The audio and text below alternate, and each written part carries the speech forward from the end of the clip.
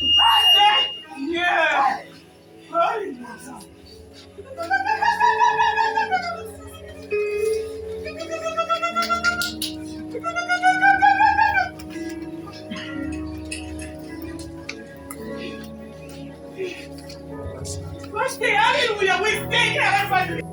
vu un ange puissant qui criait d'une voix forte, qui était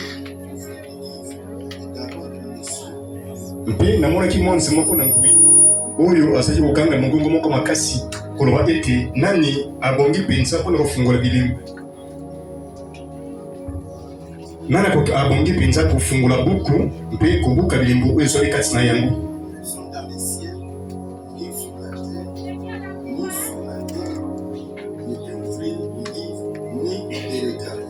Mpe moto ata moko te na likolo to mpe na se to mpe na se na mabele akokaki kofungola buku mpe kutu ata mpona kotala yango.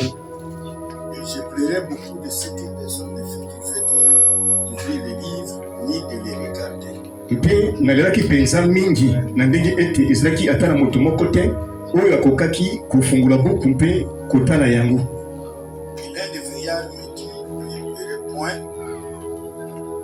Mpe moko na bampaka alobi na nga ete voici les lions de la tribu de Juda, les rejetons de David, afin d'ouvrir les livres et c'est cette soupe. Mpe moko na bampaka alobi na nga ete kolela te, tala nkosi na libota na Yuda ye mosisi na Davidi, mosisi na Davidi mpe na libota na Yuda alongi mpo na kofungola bilembo, kofungola buku mpe kofungola bilembo yango. Nzambe apambola litanga liloba na ye.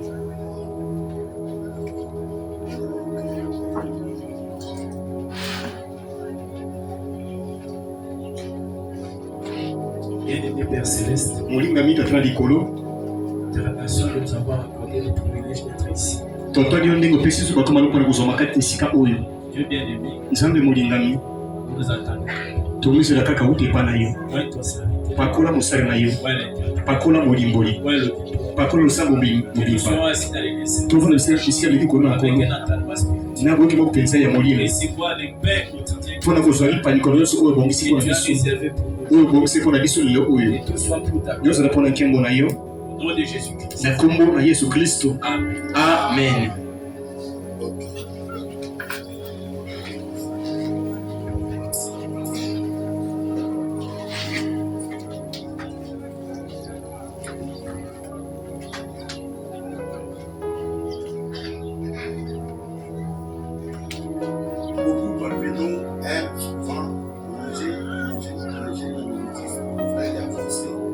Bamingi na kati na biso balingaka koliaka bilei ya molimo, koliaka bilei ya molimo mpe kokende liboso to kotambola. Ezali mpenza malamu. Kasi ezali eloko moko oyo Yesu Kristo alobelaki Petelo,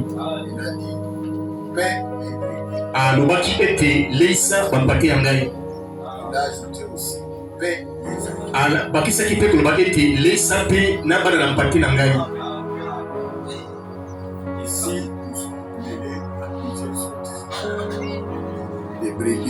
Awa tozali kosangana na bampate mpe na bana na mpate kosangana esika moko awa. Tokoki kozala mpenza mwa molai eza malamu, kasi tosengeli kosala mosala mpe kati na esika balinga mosusu mpe. Mpo na ngai nakoki kovanda awa mpe otei moko amati awa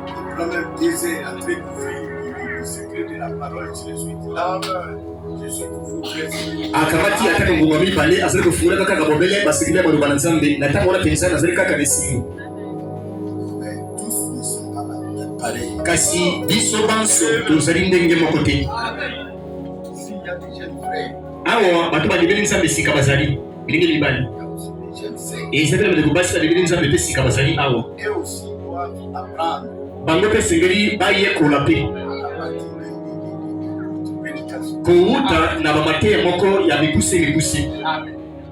Abraham, je crois, dans la prédication, Élie, qu'en fait-il à Élie? Je ne sais pas il a parlé un peu. Mosakoli na kanisa nilikuwa na yeye uzali kusana nini wana Elia alobi boye. Il a dit qu'il y a beaucoup de gens qui emmagasinent la nourriture et ne savent même pas témoigner. Ils ont l'auberge spirituelle. Alibete ezali bato mingi oyo bazali kosangisa to mpe kobomba biloko na kolia kasi bayebaka mpenza kobakisa ka biloko ya kolia kasi bayebi kotatola te bazali maladi wana ya obese bazali kobela maladi wana monene eleki bango. Parce que vous mangez trop, mangez et vous ne témoignez pas. Ezali mpo ete ozali koyoka liloba na Nzambe mingi kasi otatolaka te. Et là, il dit qu'il y a beaucoup de gens qui sont comme ceux qui ne pratiquent pas les physiques. Mpe wana alobi ete ezali na bato mingi bazali kaka lokola bato basalaka na bango physique te. Vous mangez et vous ne mangez plus en pied. Ozali kolia kaka kasi otambolaka lisusu na makolo te. Là, vous serez prenez la bonne année. Na ntango wana okamati poso nde ya nyama oyo baleni okomi mpenza monene makasi. oyo tomona na kati na nzoto na mosuni ezormi mpe na kati na nzoto na molimo mpe. Soyons aptes et positionnés dans chaque position. Kasi toza na angele mpe tofanda mpenza malamu kati na bisika nyonso. Nous pouvons être longs ou courts ou entre les deux. tokoki kotia molai to mpe totoye motango mokuse to mpe tosoli kati na bangambo mibale nyonso wana. Frère Branham dit ezamona malobi les prédicateurs qui ont des succès sont des prédicateurs à courte prédication. batei oyo balongaka bazalaka na succès ezalaka batei nde oyo batiaka mateya moko ya mikuse.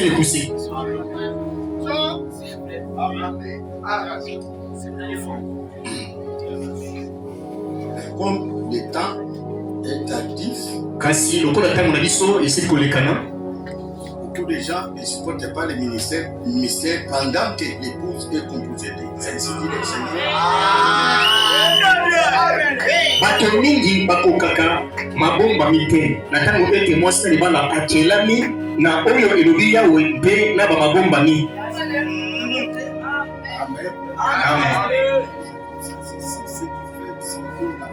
ezali nde bongo yango nde moto epesaka mpenza kondima epai na mwasi na libala.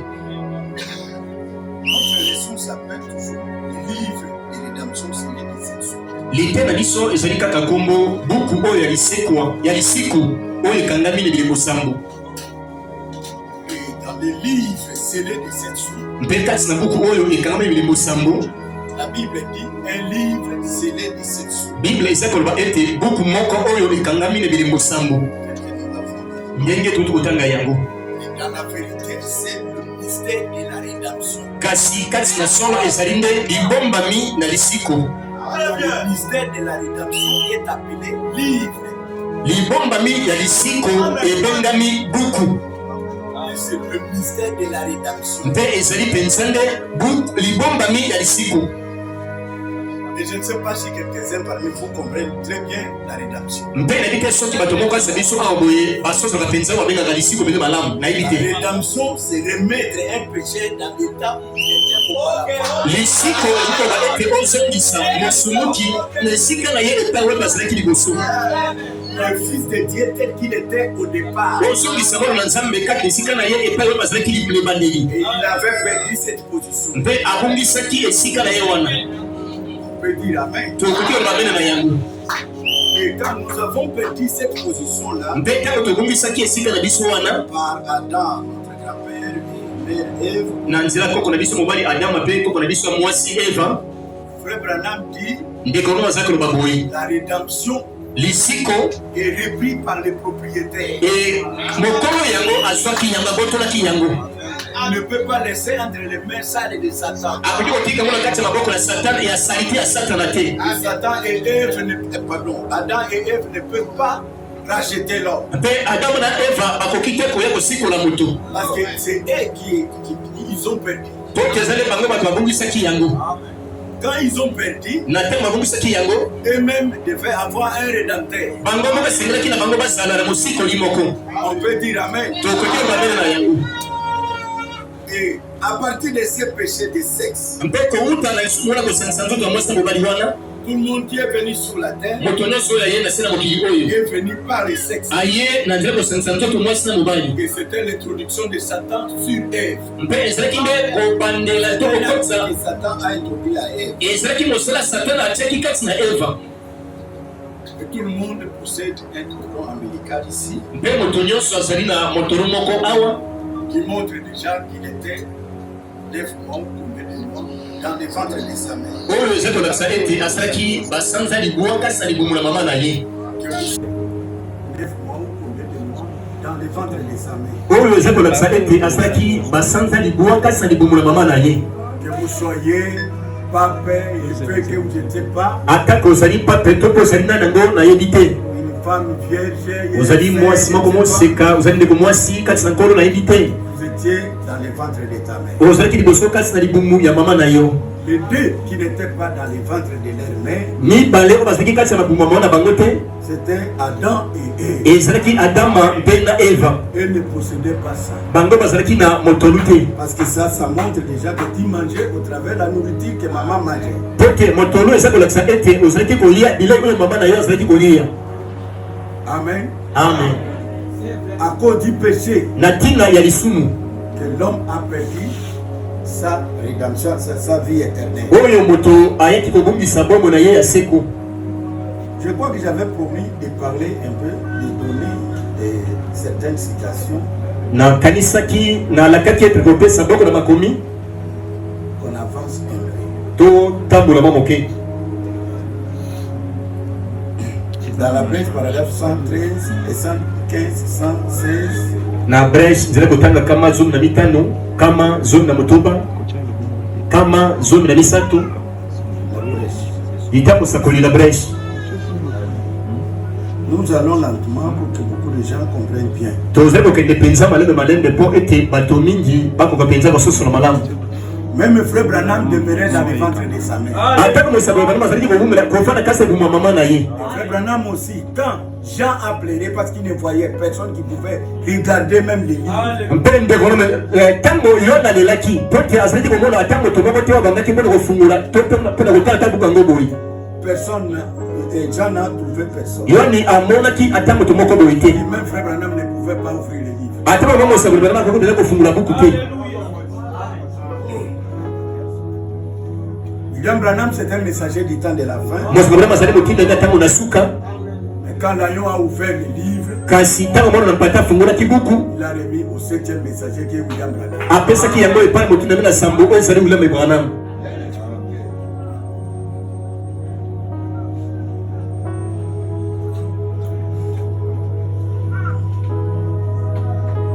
Premièrement, ici, au paragraphe 115, il dit, rappelez-vous, la Bible nous a déclaré dans Matthieu 5. awa na nzela ya kama zo na mitano elobi ete bokanisa ete bible elobi na biso na Matayi mokapolo mitano boye. Je suis à la page 88. nazali na lokasa tuku mwambe na buka mosakoli ya bilembo. Que ceux qui sont doux hériteront la terre. ete baye bazali na bampolo bango nde bakosangola mabele oyo. Ceux qui sont doux et humbles hériteront la terre. oyo bazali na bampolo mpe komikitisama nde bango bakosangola mokili oyo boye. Jésus a dit, heureux ceux qui sont doux, ceux qui sont simples, yesu alobaki ete esanga na bato bazali komikitisa bato bazali bampolo mpenza. qui ne cherchent pas à être quelqu'un d'important. bato balukaka ntango nyonso te koluka kosala moto moko ya monene boye. Ils hériteront la terre. bango nde bakosangola mabele oyo. Jésus l'a dit. yesu alobaki yango ndenge wana. Donc ils l'ont pollué et Dieu va les détruire, mais ceux qui sont doux hériteront la terre après qu'elle aura été purifiée. na boye bango babebisaki mokili oyo kasi nzambe akopetola yango mpe nsima baoyo bazali komikitisama bato ya bampolo nde bakosangola mokili oyo boye nsima na nzambe kopetola yango. William Branham dit maintenant, le titre du propriétaire confisqué est maintenant entre les mains du propriétaire original. mosalobi ete mokanda kotosa ete moto aza mokolo eloko oyo babatolaki ezomisika oyo boye na mokolo yango ya liboso ya kala. Le Dieu tout-puissant. nzambe na nguya nyonso. J'avais parlé sur les catégories de sang. nalobaki na likambo telika lolenge ya bamakila. Les sangs des animaux makila ya banyama sont moins valérés ezali na ntina moke mpenza que les sang des hommes. Et ça na se ya makilo na bato. Ça ne peut pas racheter l'homme. Et koti ko sikola motote. Amen. Amen. La végétation, banzete to bilona, lui possède les sèves et les positions de l'eau qui coule dans l'air sève. banzete ezalaka na mai moko boye oyo ekitaka mpe mataka kati na yango. Parce que Dieu a commencé par la végétation jusqu'à l'homme. Nzambe abandaki kokela liboso banzete te aye kokela banyama kino ekokela mpe moto. L'homme a perdu. Kasi moto abongisaki. L'argent devait pleurer. Sika yo esengelaki alela. Parce qu'il ne voyait personne qui est sorti sans qu'il vienne de la femme. Pote azalaki komona moto moko te oyo ayaki kozanga ete auta na bosangisi nzoka mwasi na mobali. C'est pourquoi il a pleuré. Yango wana yohani alelaki. Parce que l'ange a dit, Pote mwanza alobaki, qui peut ouvrir le livre? nani akoki kofungula buku? Même les regarder. Ata kope mpona kotala yango. Personne. Ata moto moko azalaki te. Les apôtres? Bantoma? Non. Ata bongo akokaki pe te. Les prophètes? Ata ko basakoli? Non. Moto moko akokaki te. Adam et Ève? Adama na Eva? Non. Bango mpe akokaki te. Au ciel? Kuna na likolo? Les anges Banzelu ne sont pas nos parents. bazali bandeko na biso bato te. Et aucun ange n'est tombé. Ata moze moko aboyaki te. Qui peut racheter l'homme? Nani akoki kosikola moto? Dieu déclara un parent qui doit venir d'une vierge. Nzambe azalaki kosenga ndeko moko oyo abotami na ngondo mosika. Amen. Amen. Je crois que vous avez déjà l'idée. Nakanisi bozwi kozwa deja likanisi na yango. Amen. Amen. Le serpent a pris la femme d'autrui. Nyoka akamataki mwasi ya bato. Tel que je vous l'ai dit. Ndenge pe nalobelaki bino yango. Et il a engrossé Mpe atiaki ezemi l'avant-midi. na liboso na nzanga. Le soir, il a raconté avec Adam. Na mpoka akutanaki na Adama. Et l'autre semence est entrée. Mpe momboto mosusu ekotaki. Et les deux jumeaux étaient dans la même matrice d'Ève. Mpe mapasi mibale bazalaki kati ya libumu kaka moko ya Eva. Donc, en d'autres termes, Na elingi mpenza koloba boye. Adam a trouvé sa femme enceinte. Adama akutaki mwasi na ye na zemi. Et c'est cette manière-là que les hommes sont venus. Mpe ezali nde kaka na lolenge wana bato bai kobotama. Mais pour racheter l'homme, Kasi mpo na kosikola moto, Dieu aussi a pris la femme d'autrui. Nzambe mpe akamataki mwasi ya bato. Il a pris la femme de Joseph. Akamataki mwasi na Joseph. Vous pouvez dire Amen. Bokoki bakamene na yango. C'était la femme d'autrui. Azalaki mwasi ya bato. Et Frère Branham dit Ndeko naza koloba boye. que Marie était allée puiser de l'eau alobi ete mari akendaki kotoka mai na tongo parce que c'était le temps des vierges. po ete ezalaki ntango bamisika bakendeki kotoka mai na tongo. L'ange l'a raconté. Mpe mwanza akutanaki na ye. Pour nous, et la vision de l'église catholique, mpo na biso mpe na vision eklise catholique, un ange, c'est celui qui possède des ailes.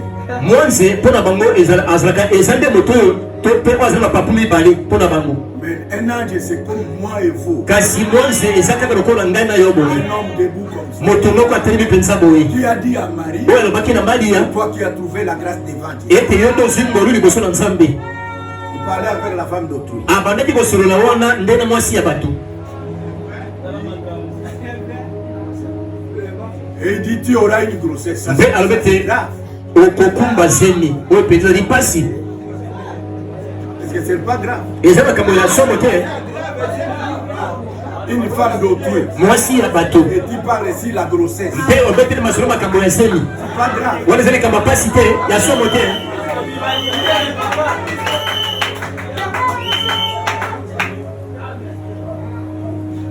Et Marie, Mpe Maria, lui, elle a dit quoi? Maria alobaki nini? J'aurai une femme, un fils comme moi. Atunaki motuna ete nakobota mwana ngo ndenge nini? Pendant que je suis vierge. Na ntango ete nayebi mibali te. C'est aussi grave. Ezali mpe mpasi to somo likambo ndenge wana. Qu'une femme expose sa virginité devant un homme. Ete mwasi akende koloba te azali vierge liboso ya mobali oyo aza mobali na ye te. Amen. L'ange lui dit, Kasi mwasi alobaki na ye boye. le Saint-Esprit. Tu seras couvert par le Saint-Esprit. Et le Saint-Fils qui viendra de toi s'appellera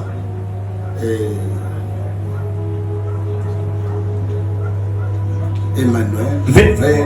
Mwana oya bule akowute pana yo akobengama Emmanuel mobikisi bato pe bongo na bongo. Marie accepte. Maria andimaki. Qui me soit fait selon ta parole. Avec essaie de la ngai kokokana na maloba oyo lobi. Papa, quel est cet homme-là qui va accepter le rapport de son épouse qui fait que moi j'ai rencontré un homme alors jamais. Mobali nani wana kokende kondima maloba mwasi naza ko yibisa ete oke nde nazali boye bisika na kaneki kuna na kuna mobali moko boye bisina makambo boye mobali ko kondima makambo wana. On ne peut pas reprocher Joseph. To petit ko pamela Joseph te. Je suis déjà en grosse. Nazali déjà na zembe nazali boye. J'ai une sainte. Oh na kutana kina na komi na zembe ya mosantu moko boye. Dieu raconte de paix que c'était.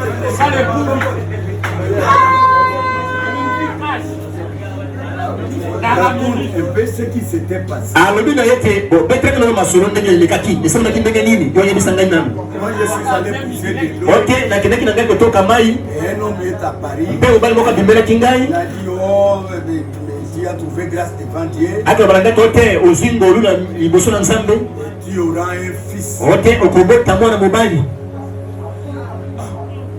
Et toi tu as répondu quoi? Mpe ozongisa kemelo bakasi ndenge nini. Moi je suis vierge. Comment tu as dit ça? Na loba ko ngara zana nyumba ke oluka kama bongo ndenge nini.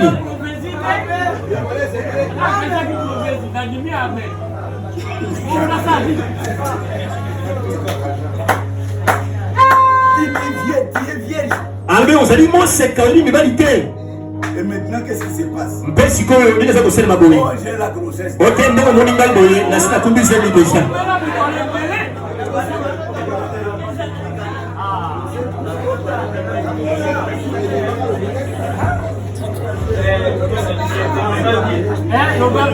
Maintenant, Joseph a pris la décision de couper avec sa femme. Si ka Joseph a choisi mokano ete akabwana na mwasi na ye.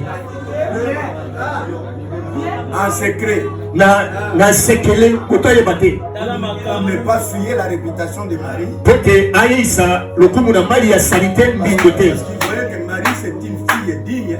Pote azali ngona ete mali azali peta lenge mwasi moko peta oya bongie. Pas comme nos femmes, nos sœurs d'aujourd'hui, nos filles qui marchent. Et c'est azali ki lokola ba na biso basi batambala balona kati ba balabala ndenge basalite. Quand il a pris cette décision, c'est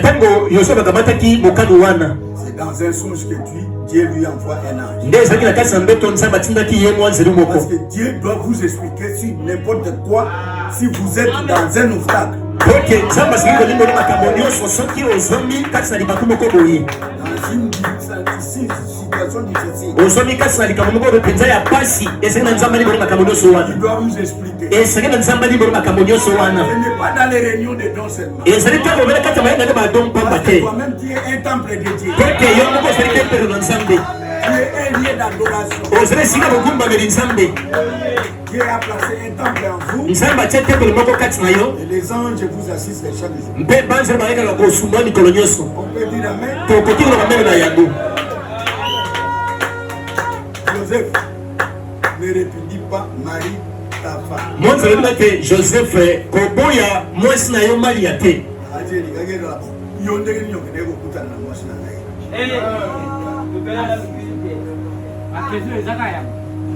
Mwana oyo ya kobota ye autinde na molimo mosantu.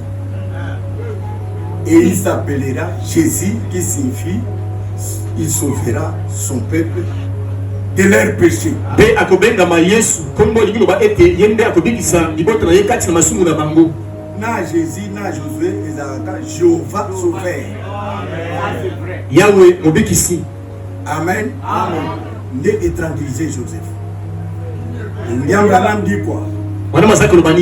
Dès ce jour-là, que Joseph est devenu bouclier de son épouse Marie. Mais Joseph a combattu Mobundeli, Marie, selon la vision du monde, Elle était comme quelqu'un qui a pris une grossesse dans l'année. Et elle était devenue l'objet de plusieurs critiques.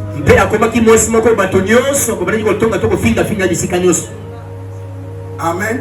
Amen. Est-ce que vous me suivez bien? Est-ce que vous avez la même madame?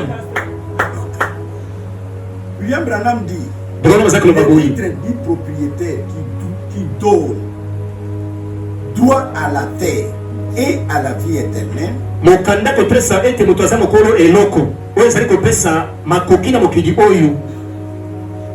Et la vie éternelle. Quand Adam l'a perdu, les mains sales de Satan ne pouvaient pas les reprendre. Alors il est retourné à son propriétaire original, Dieu lui-même.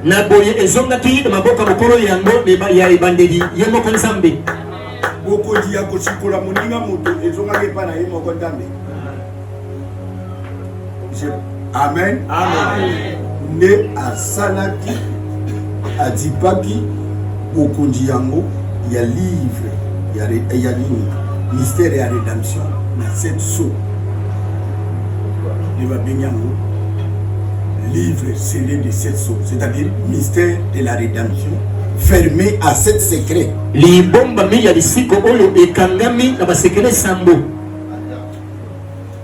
Beaucoup de prophètes ont essayé de regarder, Dieu leur avait montré un peu, mais Dieu dit ferme jusqu'au temps de la fin.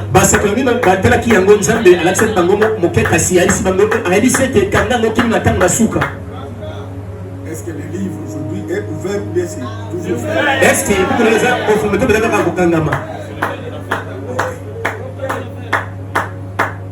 j'avance un peu. Nous allons le voir dans une minute. Il est là, assis sur le trône, et il a dans sa main les titres de propriété.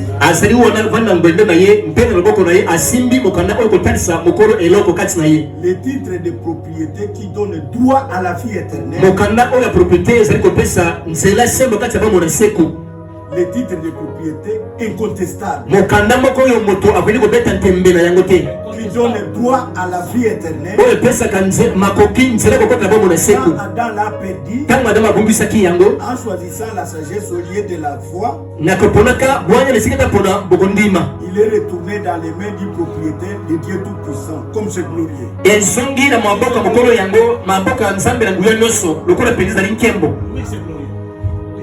Quand on descend, je crois, ceux qui lisent bien, ceux qui ont des sceaux,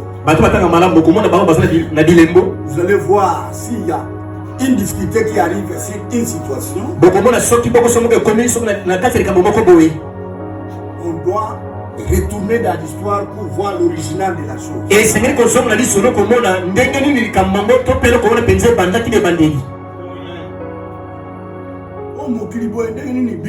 Regarde aujourd'hui. Les guerres, la famine, politique. Et les gens ne connaissent même pas que faire. Retourner au propriétaire de la terre. Amen. Amen. Ok. Sa rédemption signifie la possession légale complète de tout ce qui était perdu par Adam et Ève. Quel effet cela devrait faire à un chrétien né de nouveau? La possession légale du titre incontestable. Du titre de propriété qui donne droit à la vie éternelle. Signifie que vous possédez tout ce qu'Adam et Ève ont perdu.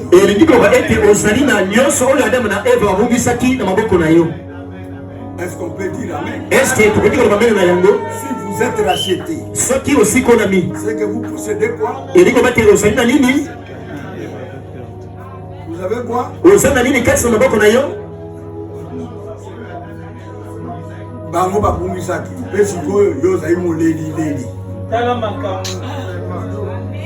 Pendant que Frère Branham dit dans la rédemption, il dit que quelqu'un qui a le Saint-Esprit ne gémisse pas. Na tango te mosakolo te moto azana molimo mosantu alelaka pamba pamba te. La possession de cet acte. Adam ne pouvait pas satisfaire aux exigences de la rédemption.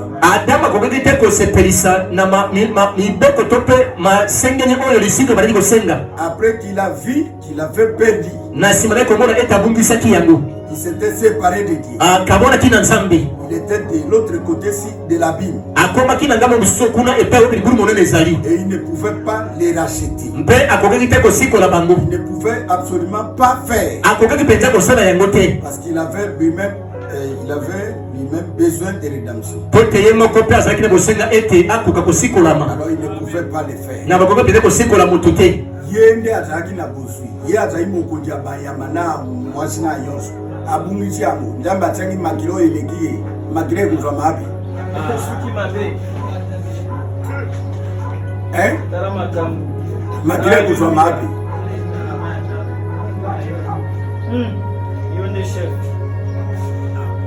C'est pour cette raison pourquoi Jean a pleuré. Il regarda depuis Adam jusqu'à son âge. Personne n'est né sans le sexe qui peut racheter l'autre. Quelque part, frère Branham dit, et où est le pape?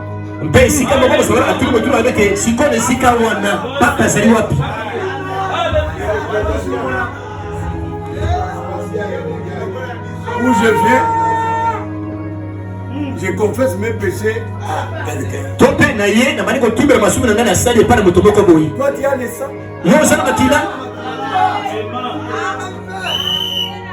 Peut-être tu as le sang, mais le sang innocent. Il est né d'une vierge.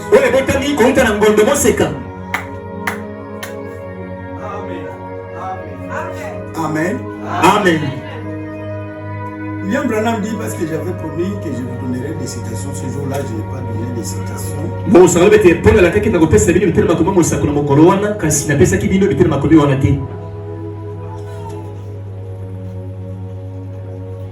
Dieu exigeait un parent rédempteur. Et il fallait que ça soit un être humain. Alors que faire alors? La loi exigeait un parent rédempteur. Oh, il ne pouvait pas prendre un ange. Il lui fallait un homme. Parce que nous n'avons aucun lien de parents avec les anges. Nous sommes parents entre nous. Vous pouvez dire amen. Regardez comment Satan embrouille les gens. Celui-ci c'est mon loupa, celui-ci c'est mon gala, celui-ci c'est ceci. C'est Satan qui embrouille les gens. Mais vous êtes d'un seul sang.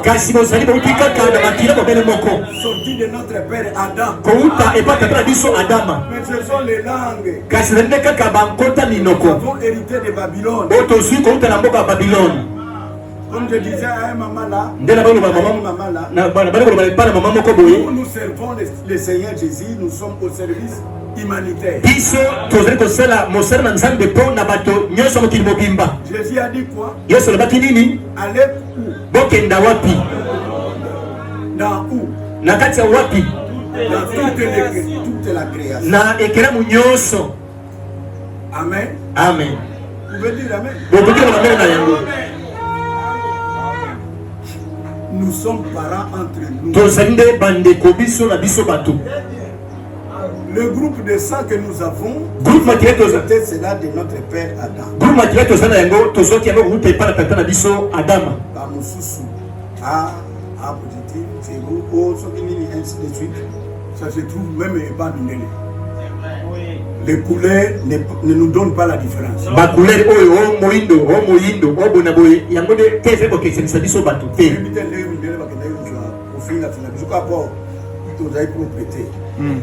C'est ça.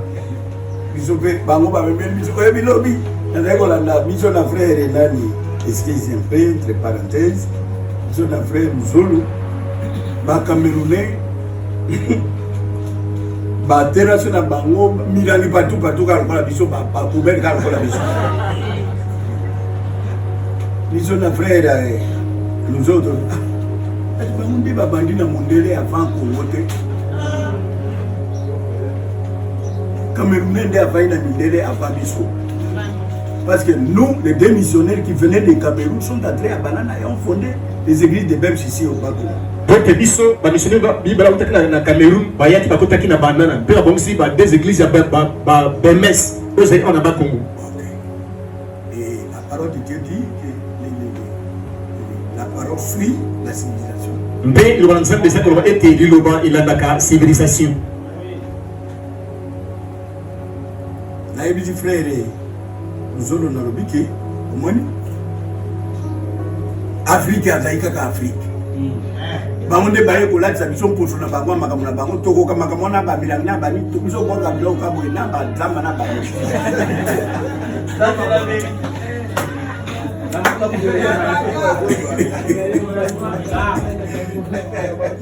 Amen. William Branham dit, mais la loi exigeait un parent. L'ange n'a jamais tourné. C'est un être d'une espèce différente. Et il a un corps différent. Il n'a jamais péché. Ni rien. Il est différent. On peut dire amen. Et tous les hommes de la terre étaient nés par les sexes. Moi, celui qui n'est pas né sans les sexes. Là, celui-là va s'élever pour dire, je peux vous sauver vous tous.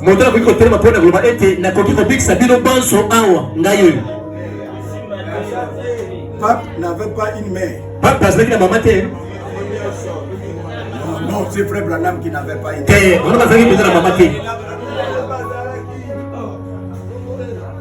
Si nous ne comprenons pas les secrets de la rédemption,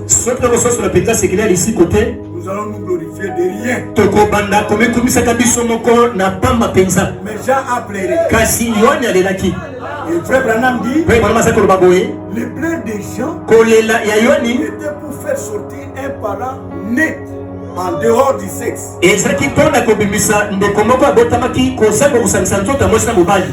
Frère Branham dit, le parent devait naître de la race humaine. Nous voilà donc dans une impasse.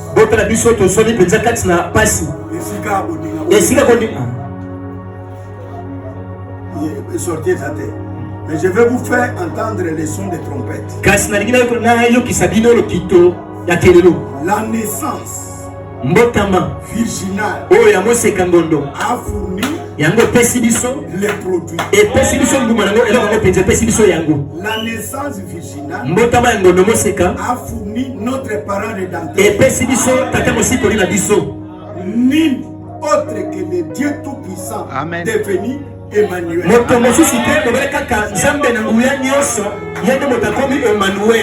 Vous pouvez dire amen.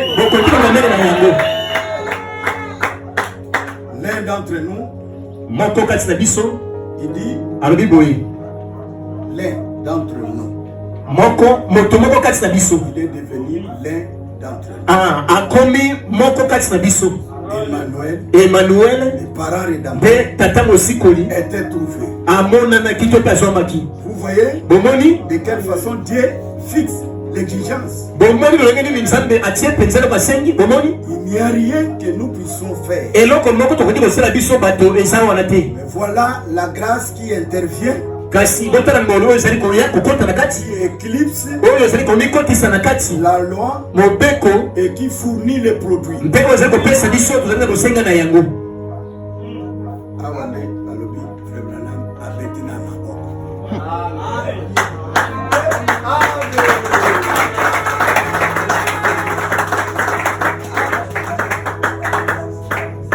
Dans le monde entier et partout dans les atmosphères, il y a beaucoup des accusateurs.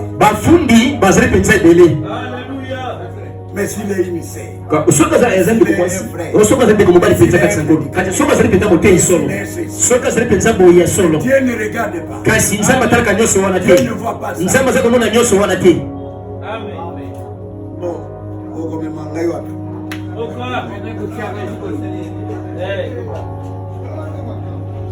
Oya ngai ye parent sia bibi. Yo lo baka ngai na longi te, mais Yesu alongi. Amen. Ngai na ko komisi ko la terre, Yesu asikoli ngai.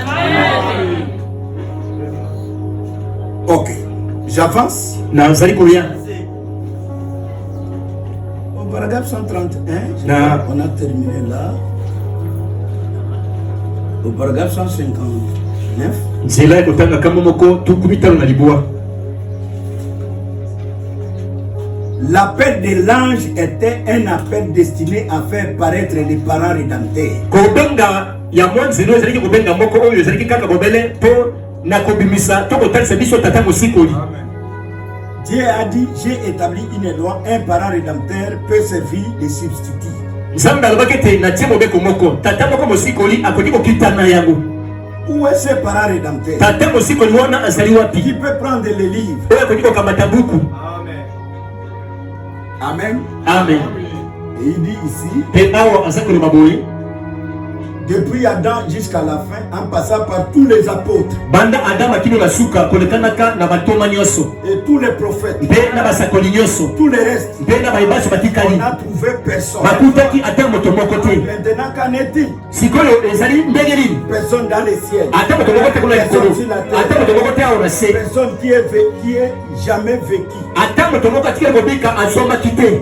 Élie, là, Eliya était là. azalaki mpe azalaki wana Moïse était là. mose mpe azalaki Tous wana les apôtres étaient bato là. nyonso mpe bazalaki wana Tous ceux qui étaient morts, bayebanso bakufaki tous les saints, basantu nyonso Job, ezala yobo les sages, ezala moto na mwanya yobo ils étaient tous là. bazalaki wana mpenza bango Et nyonso personne n'était digne même de regarder les mpe livres. moto moko abongaki te ata mpona kotala buku wana abongaka azalaki te Encore moins de les prendre kutu mpe ata kokamata yango ata moto moko azalaki te et de briser les os. mpe kofungola bilembo kati na yango ata moto moko azalaki te.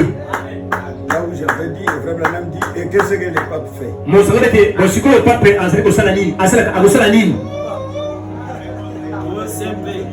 Simple. tata moko santu tata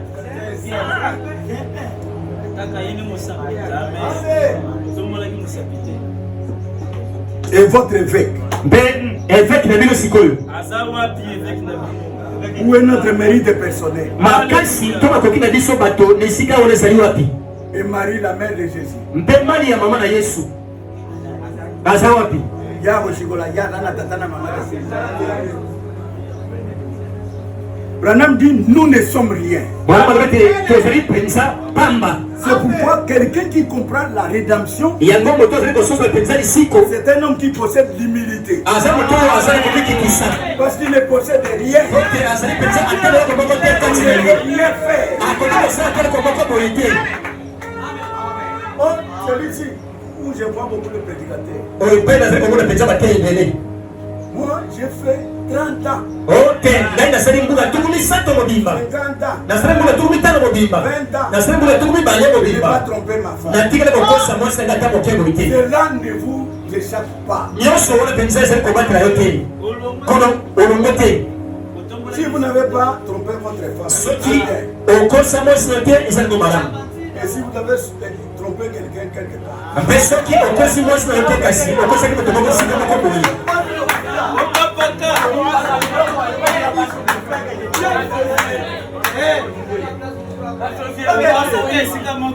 ce n'est pas la tromperie. wana okosi te.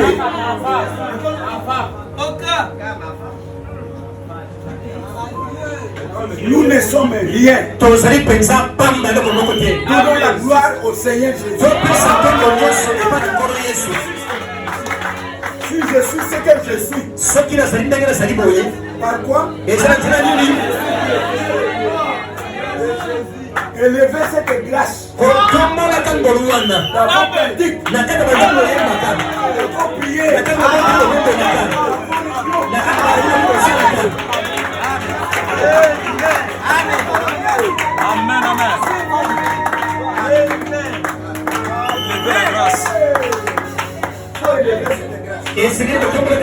ntango nyonso atako ndeko moko mobali atako ndeko moko mosika sangolo olokeke après bisika moko kuna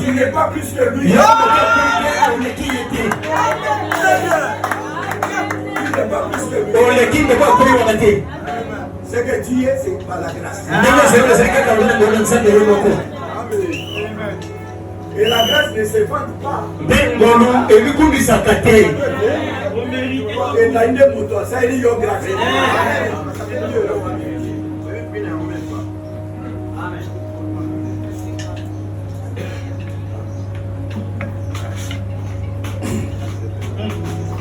J'avance.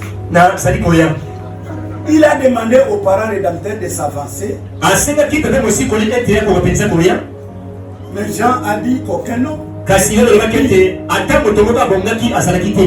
Ce n'est pas parce qu'il n'y avait pas là des gens dignes. Par exemple, un ange. Par exemple, disons Gabriel. Bien Michel. Seulement, rappelez-vous, il fallait que ce soit un parent. Rappelez-vous, Jean a dit ici, aucun homme. Non pas des anges. Non pas Séraphin. Et n'avaient pas péché. Ils étaient dans une classe à part. Ils n'étaient jamais tombés. On peut dire Amen. C'est pourquoi Frère Branham dit, où nous chanterons un jour où nous chanterons la grâce. Les anges ne comprendront pas. Amen. Bango bakoya te. Bakoya ba grâce ndenge nini. Okota prison te ko comprendre classe présidentielle te. Bakoya ba te. Même bana na biso tozali kokota siko tozali kofaire bango kotia bango na religion méthodiste. Vraiment. C'est-à-dire chrétien depuis le berceau. Mon Christ uta botama. Quelque chose qui n'est pas biblique. Et là comment que ça n'a sa Bible te. Sango akomi na âge adolescence akomi boye. Le biso ba parents akomi kolela yo le gars na place wana. Kala makabu. Gloire à Dieu. Tikaye ba grâce papa. Batuni frère Branham balobi bana ya bandimi. Bakokota na lola. Alobi bakokota na lola ka baleki ndenge ba parents baleka.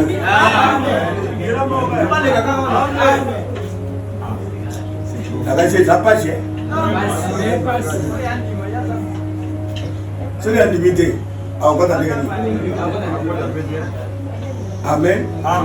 Et puis, Boba Sumukaki, Mingi. Bataille pour les Bangolou, pour les Boba Sumuki Mingi.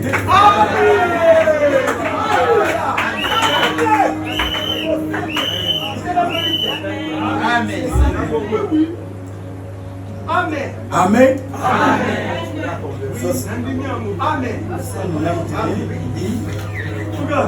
Kama tukuli bwana moko alodi boye.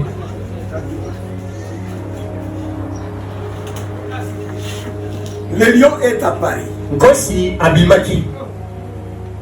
Le symbole de la tribu de Juda a prévu. Il y a libota na Yuda alongaki. Quand il a regardé pour voir où se trouve ces lions, il a vu un agneau. C'est étrange. Il cherchait un lion. Il a vu un agneau. L'ancien l'a appelé un lion. Vous avez vu dans la Bible? Il y a là pour montrer. Mais pas qu'à l'oublier que l'union est attribuée à Juda. Asia Longi. Pour Mpango, il a expliqué les Kamoboye, c'est que Ayebi les Kamoyabo. Pour Yoko consoler Jean en tant que prophète, ce Dieu est venu Kabangote. Comment il passait peut-être un consolateur pendant qu'il ne connaît rien?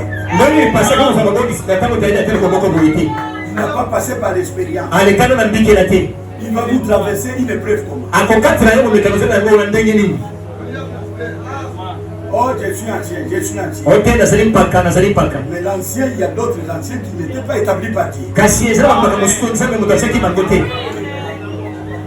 Retournons un peu dans la Bible. Tous dans le cas de la Bible. Il y avait 12 anciens, non? Jacob avait combien d'enfants? Jacob akotaki bana boni 12. bana John na mibale. Mais qui a pris les sceptres du roi? Kasi nana soki lingenda mokonzi. Ce n'était pas Benjamin le premier. Ezaki Benjamin wa liboso te. Mais le Judas. Kasi ezaki nde Yuda.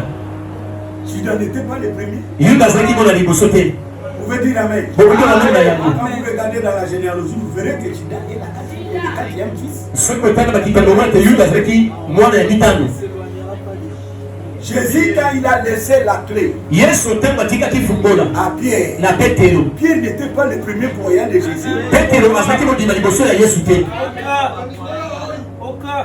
D'ailleurs, c'est André qui a appelé son frère Pierre. Kutu andele motakeleti kobenga ndeko na ye Petero. Si c'était vous et moi, Soki ezalaka ngai na yo j'allais donner le pastorat à André. na ndenge kopesa mosaki pasteur epai na ndele. Oh, il y a un animal avant Pierre. Kaka, nani na animal liboso. Nani na animal liboso.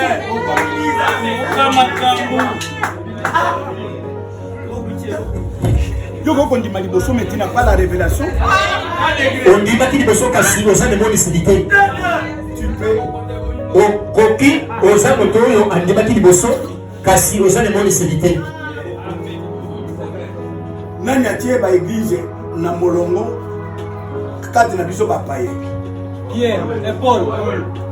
Paul qui a pris avant Pierre? Non.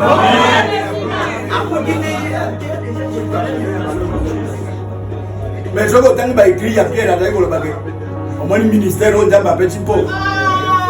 Il y a pas tout. Bataille qu'on soit sur la roue, bataille qu'on tord de sens. Amen. Amen. Ce n'est pas moi qui ai passé devant. Et ça je suis baptisé avant. Mais parce que Dieu regarde. Et ça Dieu regarde parmi vous les anciennes. Il prend quelqu'un, il avance. Amen, amen, amen, amen. So moni ki royauté à David.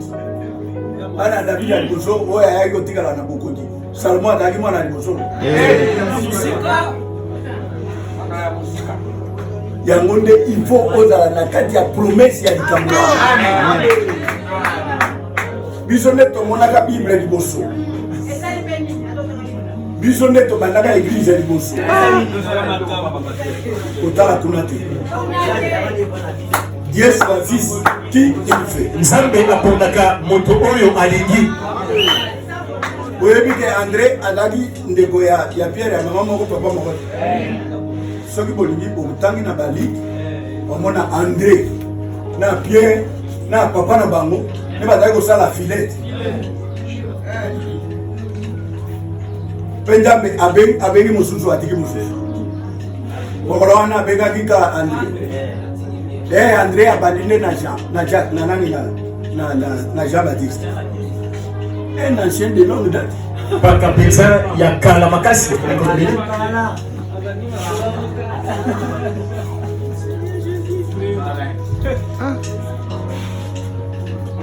Autant la Bible bien. Amen, amen.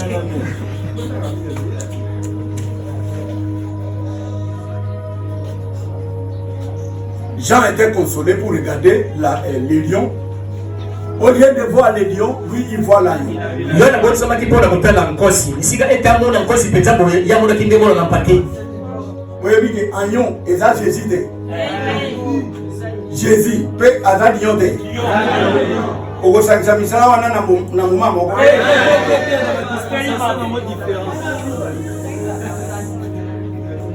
Oyebi ke Dieu azali aigle te. Un prophète n'est pas un aigle. Nous, les fils des prophètes, ne sommes pas les aigles. Là où sera le corps, c'est-à-dire qui? Pas vous et moi. Mais il faut placer les choses dans leur place.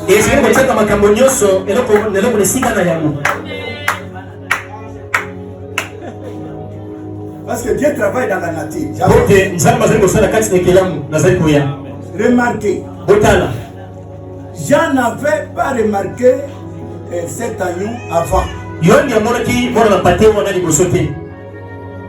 il n'avait pas été question de lui avant. Et ça qui n'a pas été Il n'avait pas été question de lui nulle part. Et ça qui n'a pas été Quand il cherchait, il il ne l'avait pas vu nulle part dans les cieux. Mais le voilà qui s'est avancé. Remarquez d'où il s'est avancé. D'où il est venu. Il est venu du trône du Père, sur lequel il était assis depuis qu'il avait été immolé. Et il était ressuscité. Il est ressuscité. Et il s'est assis à la droite de Dieu, vivant à jamais, pour intercéder. Branham dit Amen. Il est monté là en tant qu'intercesseur aujourd'hui. Ça,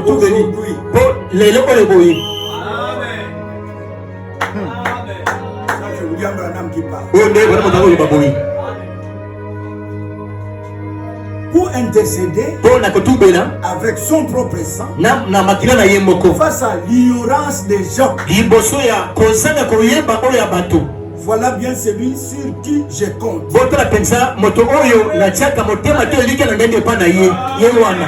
Qui parle comme ça? Abitala mutuyo ngai Branham anachela kamutema. Yo chela kamutema nani? Ya chela Branham.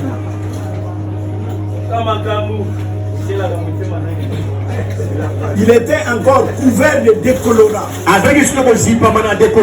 Du décolorant du pardon des péchés. Les gens ont regardé et cet agneau et l'agneau avait l'air d'avoir été immolé.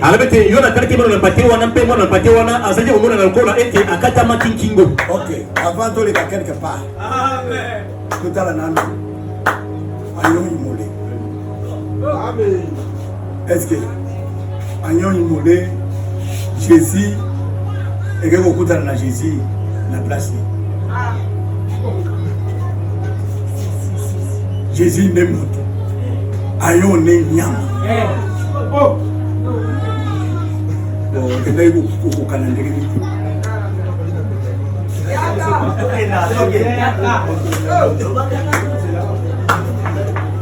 Amen. Amen.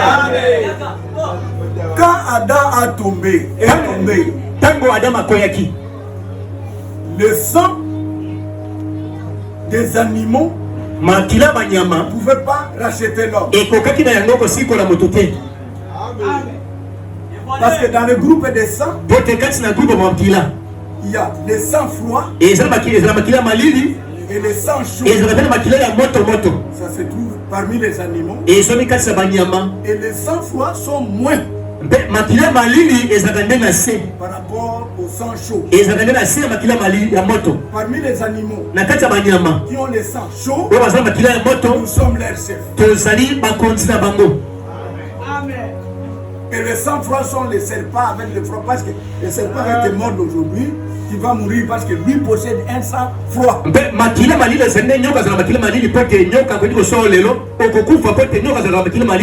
Branham dit le froid c'est la mort.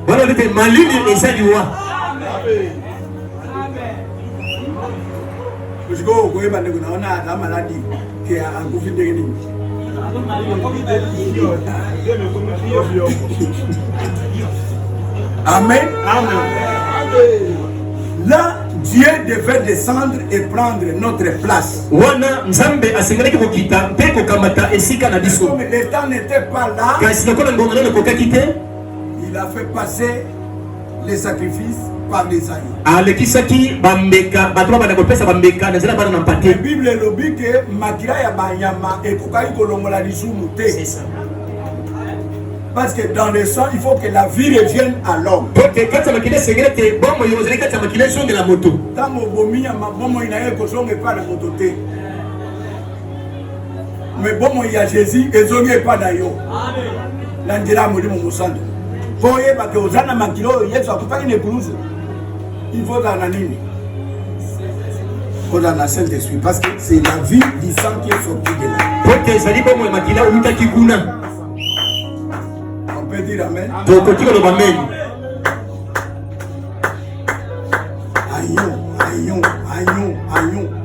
tout l'Ancien Testament. Mwana nampatie et le moment qui bombo kati ya kondima ya kala nyonso. Mais quand Jésus est venu, kasi tango Yesu ayaki, Jean a préparé son chemin. yo abongisaki nzela na ye. Et Dieu lui a dit, Penza mbisaki ye boye. personne que tu verras telle et telle chose. Moto komona likolo na ye eloko boye. Celui-là qui ôte le péché du monde. Et ça ye moto akolongola masumu na bato na mokili. Bah au moins à Jésus, mais Jean l'a vu, voici l'agneau Botala mwana nampatie ya nzambe qui ôte le péché du monde. oyo alongolaka masumu na mokili. Quand il regarde, Na tango bazali kotala boye, il voit le fils de Marie. bazali komona mwana ya Maria.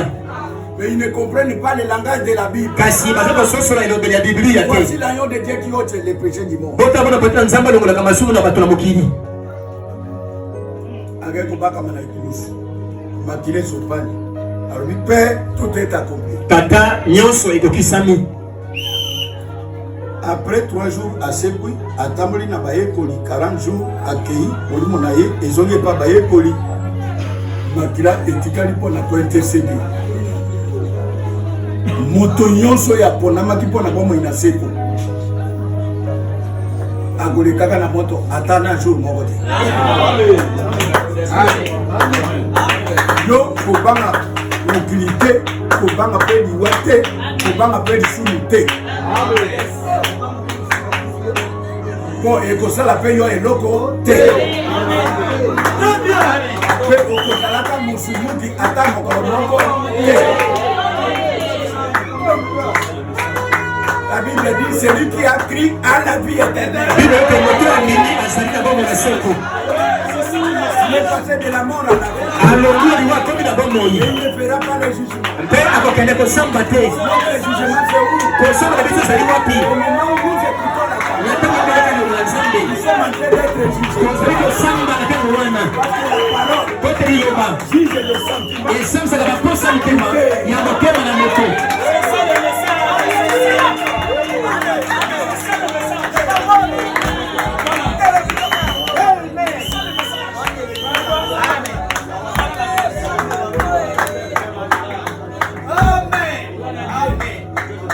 Vous savez ce qui nous arrive. Nous sommes en train de se glorifier. Ce qui n'est pas normal. Tu peux témoigner ce que Jésus a fait. Et qu'est-ce que Jean a vu? Jean a vu aussi que cet agneau-là avait 7 yeux.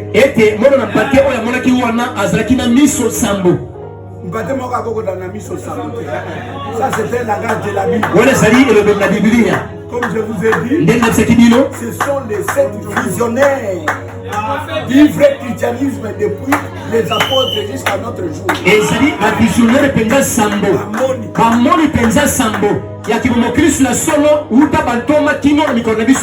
Acclamons un peu le Seigneur.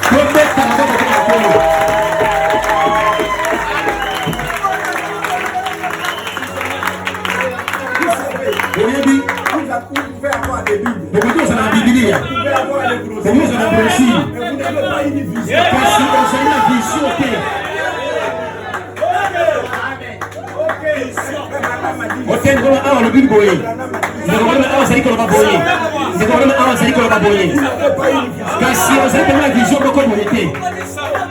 Vous savez, du temps des apôtres, beaucoup de gens croient que c'est maintenant que nous avons les églises. Comme dans l'église, Jésus a coupé l'église. Pourquoi ils l'ont crucifié? Pourquoi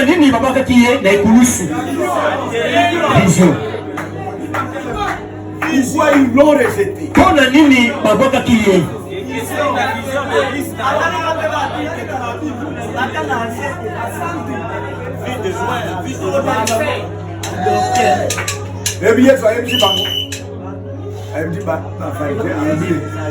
Ceux qui m'ont dit que vous avez comme vous êtes perdus.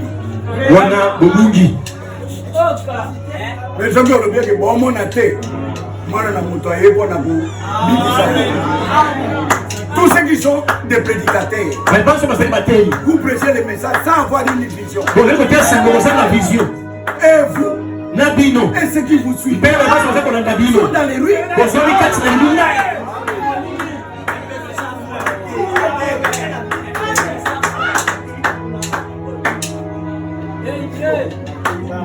Nicodème n'était pas un prédicateur. Nicodème, mais il a vu ce que cet homme fait. Kasi amonaki albakete makambo motazali kosala.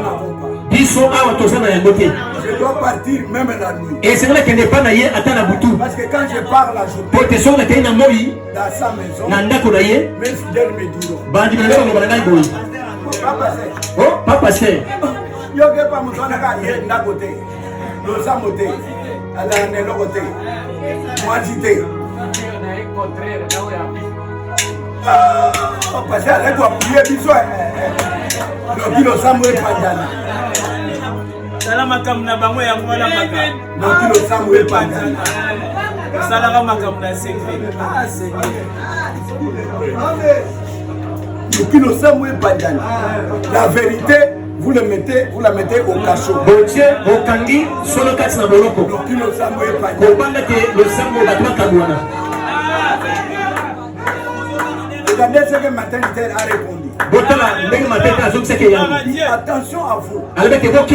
Parce qu'avec beaucoup de conseillers, vous voyez les le monde entier. Nous risquons de mettre la parole dans les cachots. Faire avancer nos idées. Ce qui n'est pas normal. Quand Dieu révèle une chose, maîtriser la chose. Donner aux enfants. Voyez cela et donner aux enfants. Les vrais métiers les protégeront. Nicodème est parti la nuit, n'est-ce pas? Il n'était pas un prédicateur. En d'autres termes, c'est un prédicateur aveugle.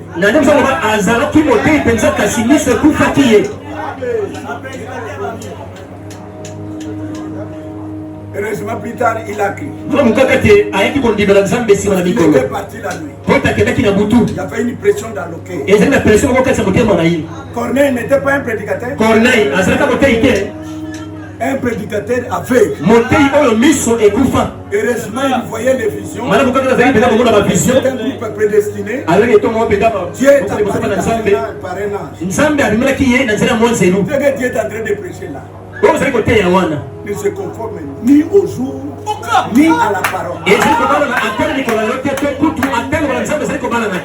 Va dans telle adresse. On cherchera un certain pied.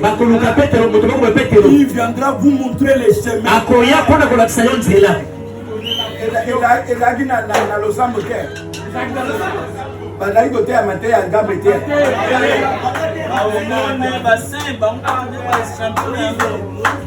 Le Bible, il y a le Sabani. Qui est Grégnadier et Apollos.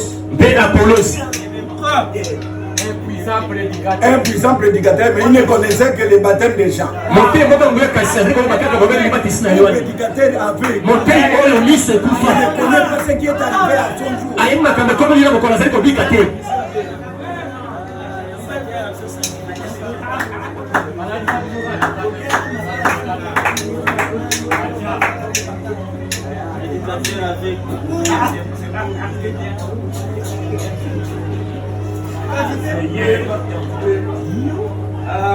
Et je vous ai dit au sujet de la messe.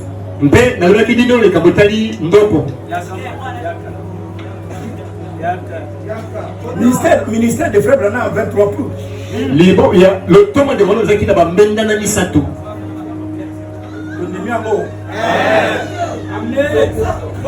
Comme je disais au sujet de pêche.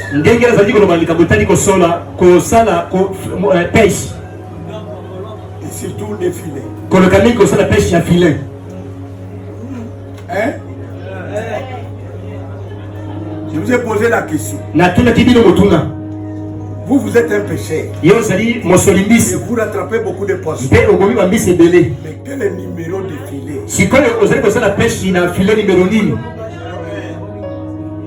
Numéro 1, Numéro 1.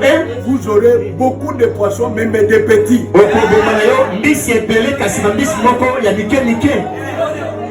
Ils vont tourner sur quoi? Il faut tourner sur la guérison divine. Sur la repentance. Mais quand vous mangez ces petits poissons, vous aurez beaucoup de difficultés parce qu'il y a des petits.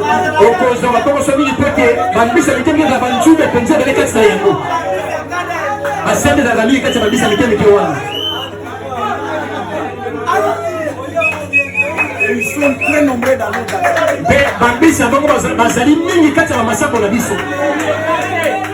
témoignage sur quoi? Sur les petites guérisons. Il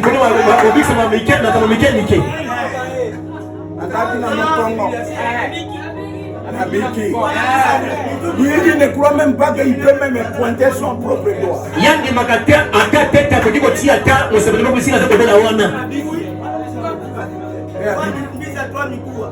Pourquoi Jésus, frère Branham dit, au lieu de crier,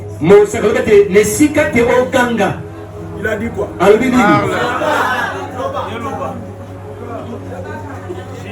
Il n'a aucun même pas vrai musulman. Frère dit qu'on a tout bon les micros, tous les canaux nous a veillé.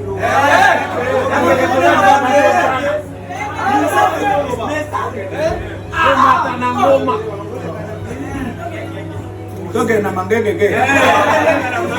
l'église est pas qu'elle a mangé.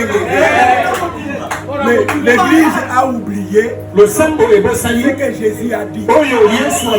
Si ma parole demeure en vous et que vous demeurez dans ma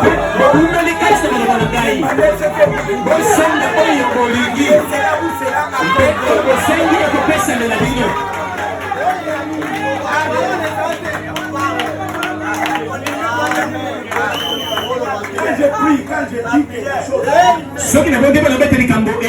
je demande à Dieu de me donner une chose. Il ne me donne pas.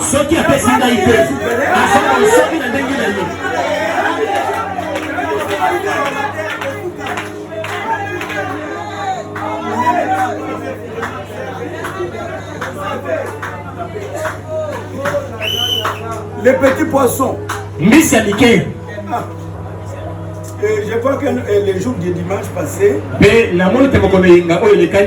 dit de Dakala.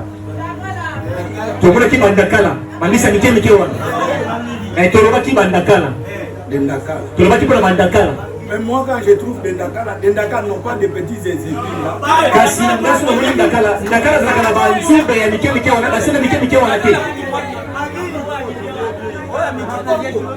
Nakala tu peux prendre même 50 Nakala pour Nakala wana okudi kokamata ko bandakala 50 na yoko bolte otungo mkono mali bangole bango pesa bandakala ce n'est même pas un numéro. Ils ont coupé le numéro 1 bakamata na filet moko boy kutu ezakata na numéro 2 baba ki yango boyekei be okangi bandakala singa moko bali ko benda bango. Mais le numéro 1, Kassi numéro 1, la table des petits poissons, et quand la kabambisa mike possède beaucoup de petites épines. Oh les zaka na basende et bele penza katsina yango. Le gros poisson, Kasimbisi monene, quand il est placé dans l'assiette, na tango tire katsina sani.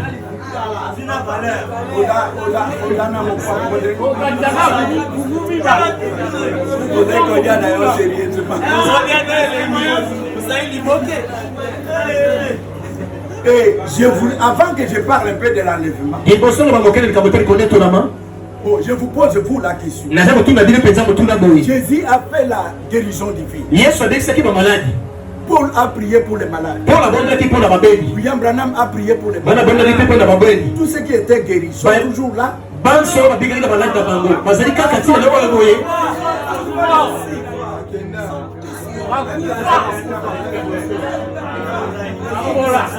Lazare, Jésus a se fusillé.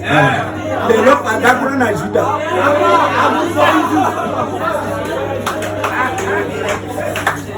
Gloire à Dieu.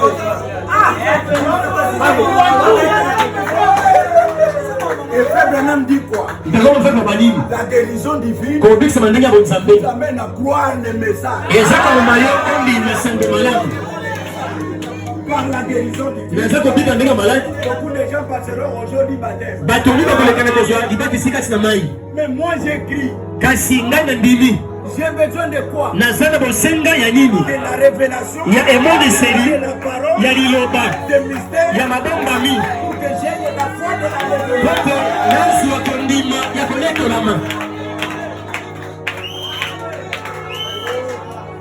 Toute personne qui est ici, en tant que croyant, priez pour les malades.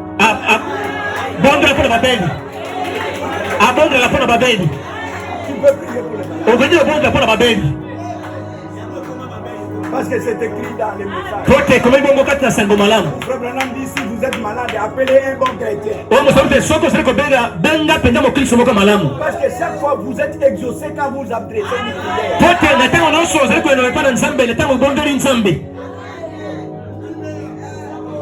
Je n'excris pas ceux qui ont des dons de guérison. Dans Marc 16, il dit quoi? Allez par tout le monde. Prêchez la bonne nouvelle. Cette émission est pour les prédicateurs. Et voici les miracles qui accompagneront ceux qui auront cru. C'est une mission pour les prédicateurs. En mon nom, ils chasseront les démons. C'est pour moi les prédicateurs. En mon nom, ils parleront de nouvelles. Sinon les serpents. Quelques breuvages.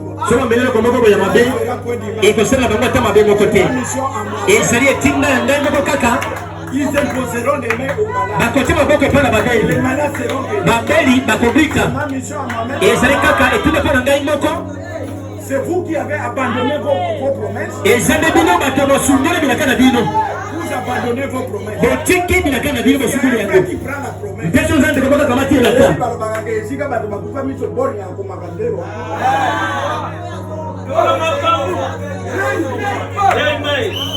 Ya biso yonso.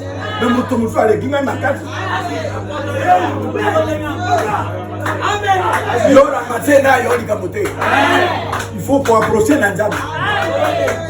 Amen. Amen. Mais tous ceux qui ont crié au Seigneur Jésus sont vivants, même ils sont morts, ils sont quelque part. Même aujourd'hui, quand j'ai prié pour vous, et vous êtes guéris, vous n'êtes pas exempté des maladies qui viendront.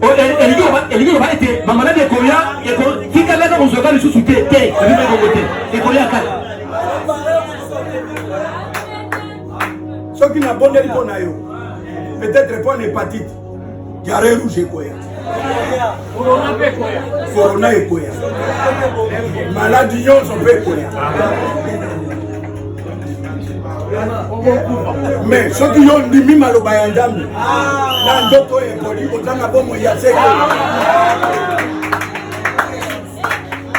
c'est pourquoi Abraham a appelé à faire la pêche. Vous avez Branham à l'objet que quand vous prenez des petits hameçons, il dit ceci. Vous pouvez regarder là où se trouvent les poissons.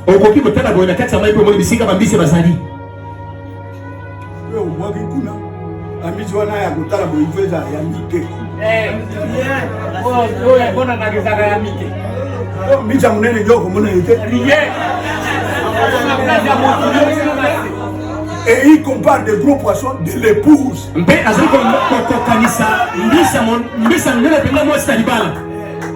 Yo kanjika beti bona purupe épouse mayewana.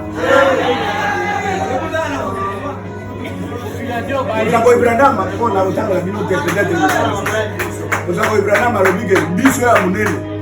Aya ka soki ba mbija minene ya mike ba bali oya. Ya ye ya tali. Pas ni la ba se pela. Oya mike ba se pela kana moyo. Na na kina bana te.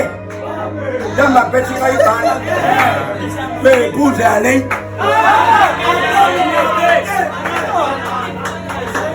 Viens faire les cannes à bloc. Donc passer. Et Sengeli Alekana. Le gros poisson. Mbisa monene. Possède même de l'orgueil. Azaka kutu matana lolendo.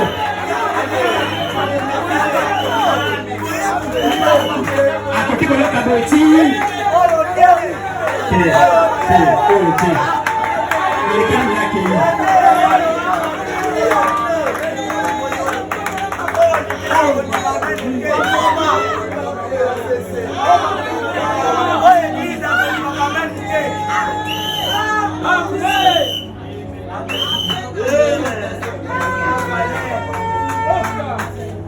Mais les petits poissons. Kasi mbisi moke.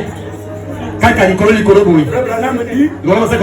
Les petits poissons mbisi moke aiment chaque fois à ce que tu expliques les choses. Alinga katango nyoso oba na bolimbo le masambo za bolimbo le katango nyoso. Yango wana Le 7 tonnerre. Bankate sambo. Le 7e saut. Et le mbona sambo. Le 3e prix. Benga na misato.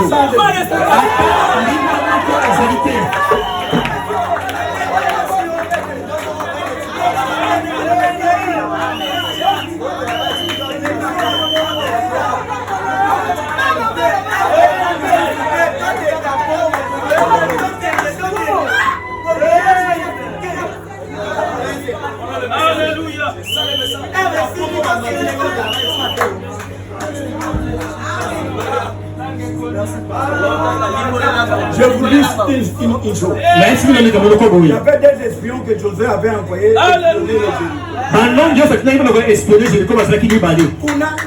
Josué a béni par le but sur beaucoup de motos. Ayami bino kaka na fenêtre wana boti ya singa. Jamais. Jamais. Jamais. Jamais. Ils sont partis. Bakendaki.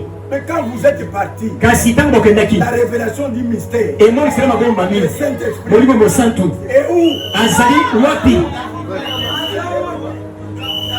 Vous savez, on a posé à Frère Branham. Frère Branham qui a dit que les tonnerres sont révélés dans les... Ou bien c'est pas révélé. Les 7 tonnerres sont révélés dans les 7. Pourquoi? Parce que les tonnerres étaient aussi scellés. Je ne peux pas donner les explications. Il y a beaucoup d'imitateurs.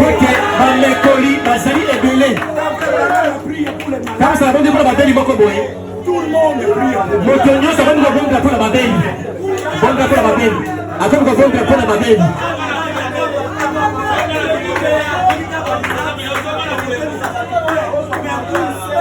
Si Frère Branham fait de grandes campagnes, allez, Osibone kunape asali campagne. Okunape asali campagne. Okunape asali campagne. et dans les campagnes de guérison, pour l'ambition des fidèles. L'épouse n'est pas réveillée. Attends réveil et dénomination. Qui appelle les gens à quitter le monde pour croire au message. Mais depuis que le message est entré dans le monde, l'épouse est déjà appelée. Frère Branham a dit, l'épouse est déjà rassemblée.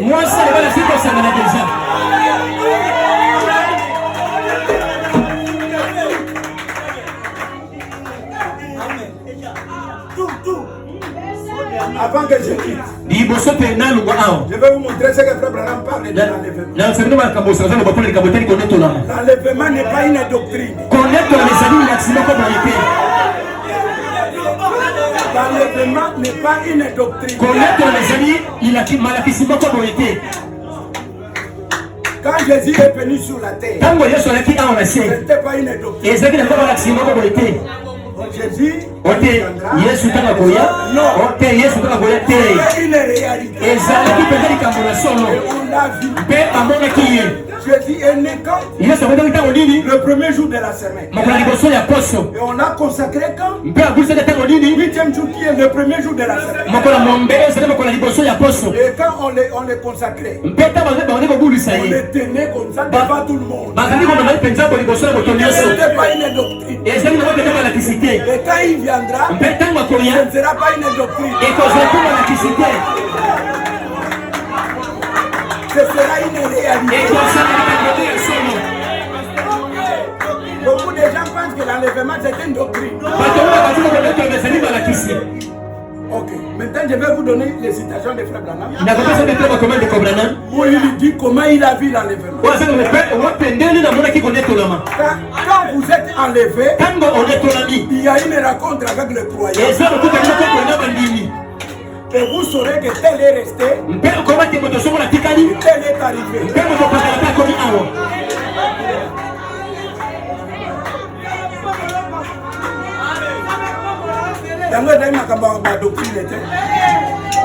Frère, je suis déjà enlevé.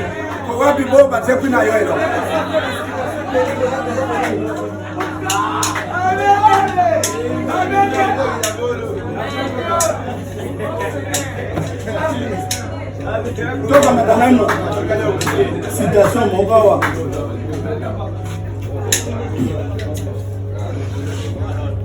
Amen. Vous aimez prêcher des doctrines.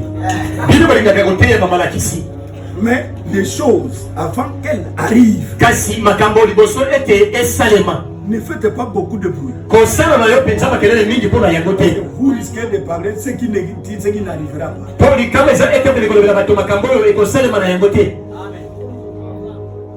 Un vrai nani.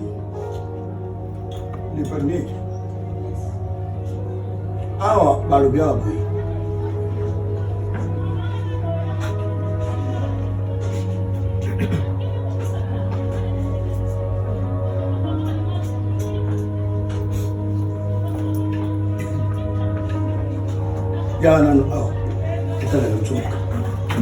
Le mot anglais rapture que nous employons à temps pour désigner l'enlèvement n'est même pas utilisé du tout dans la Bible en anglais.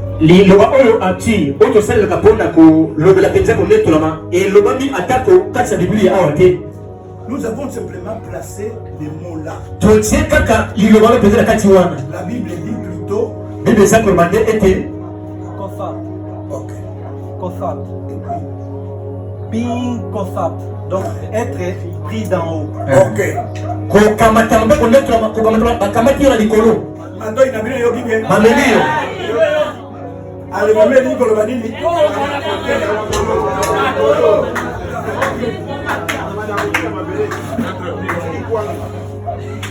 C'est-à-dire, yo zalaki na mabele, pe ozali lisusu na Congo Kinshasa te.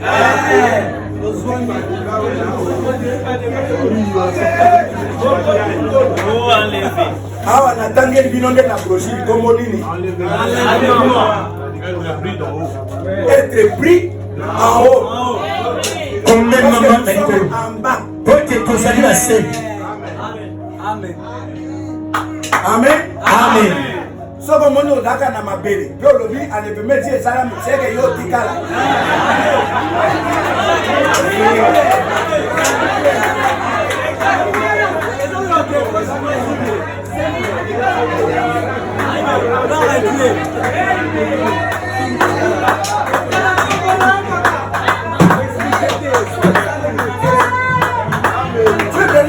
Quand Jésus viendra, nous n'aurons aucune dette. Il n'y aura pas de boité. Il n'y aura pas de malade. Il n'y aura pas de célèbre.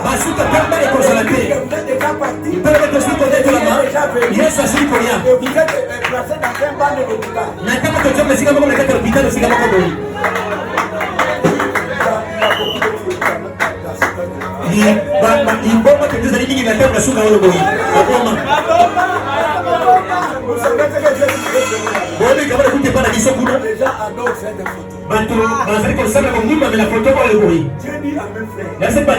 Est-ce que vous comprenez le mot photo? Est-ce que vous avez des sur la photo, madame? Jésus que vous adorez, il est là. Quand on prend une photo de pasteur et vous placez dans votre maison, je suis avec vous là-bas.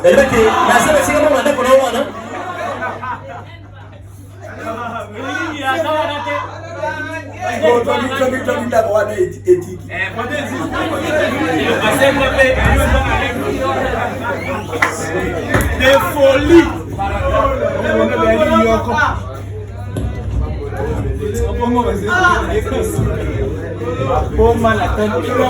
J'ai pris cette photo. J'ai montré 4 photos. Cette photo, comment ça s'est pas dit, ça s'est passé. Jusqu'à se dissiper.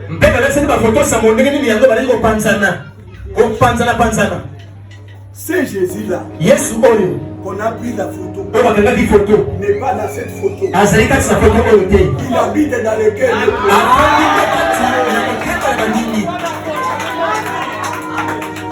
Si vous étiez les idolâtres, j'allais vous dire, viens m'adorer moi. Quand nous adorons Branham, je dis adore-moi. Parce que le Jésus que vous appelez, vous adorez. C'est lui qui m'a donné la commission. C'est lui qui m'a dit de venir ici. Il est vivant.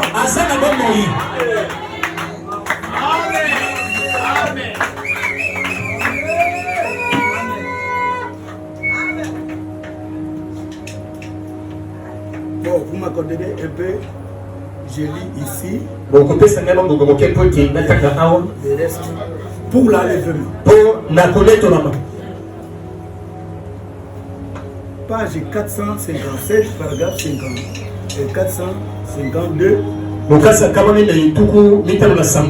Je vais vous raconter une petite chose qui est arrivée. Ceci, c'est un rêve. Je dormais. Je ne l'ai encore jamais raconté en public. Je l'ai raconté à 2 ou 3 personnes. Jamais encore en public. J'ai rêvé environ 1 mois après ça.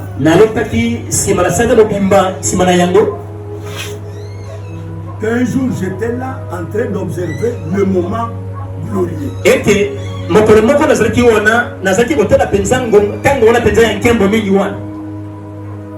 Pas le moment de jugement. Je ne crois pas que l'église ait jamais passé l'épouse à comparaître en jugement. Mais j'étais là au moment où les couronnes étaient données. Et dans les copains à mitolé, mais on a travaillé à on a eu une nationalité. Bah copains à biso mitolé. Bah mususu oh un grand prédicateur c'est mon gars les cailles mitolé mon gars. Oui. Il dit,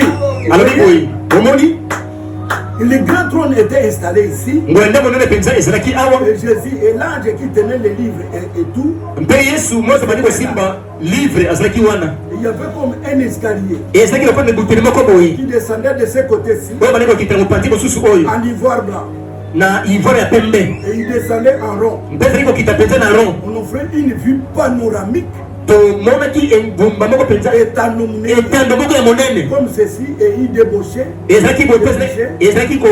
comme ça, toute cette grande foule qui était là pouvait voir ce qui s'est passé.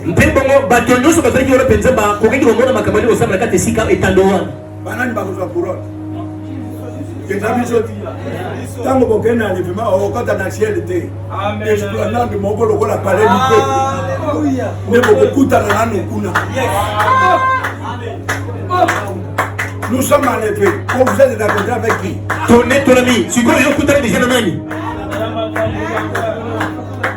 Et il dit, je restais debout. À l'écart, très loin en arrière. Bon, j'étais debout, simplement, bien loin.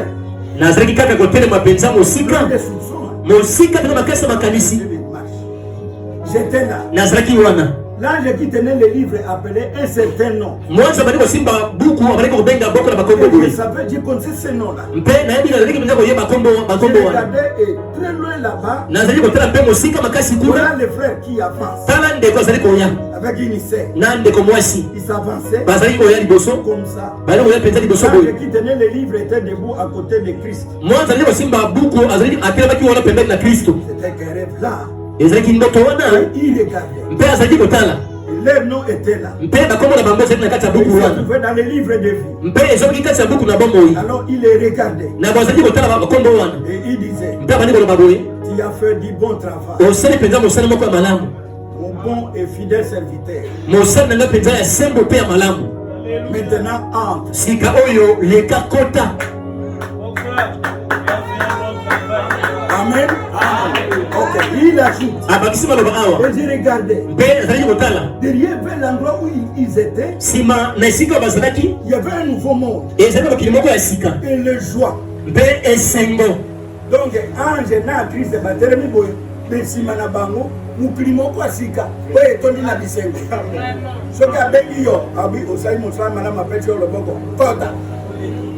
Eleki kuna. Eza boye te. Ok, tokende. Alui abakisi. Il dit, alobi boye j'ai regardé derrière. natalaki na nsima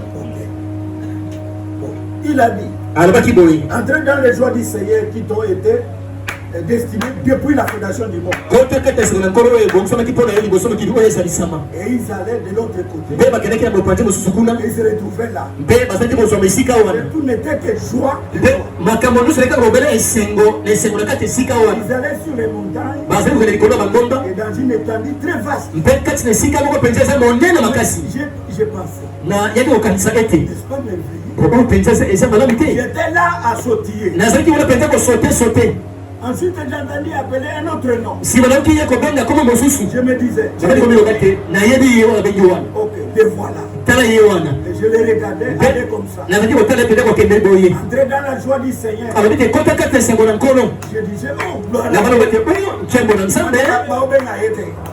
Babengi mon frère Branham te. Il disait, azali koloba boye les gens, comme on dirait, Orman Neville. ndakisa so babengi ndakisa ormane Et neville alors je dirais, ah, nazamoba te c'est le bon vieux Neville.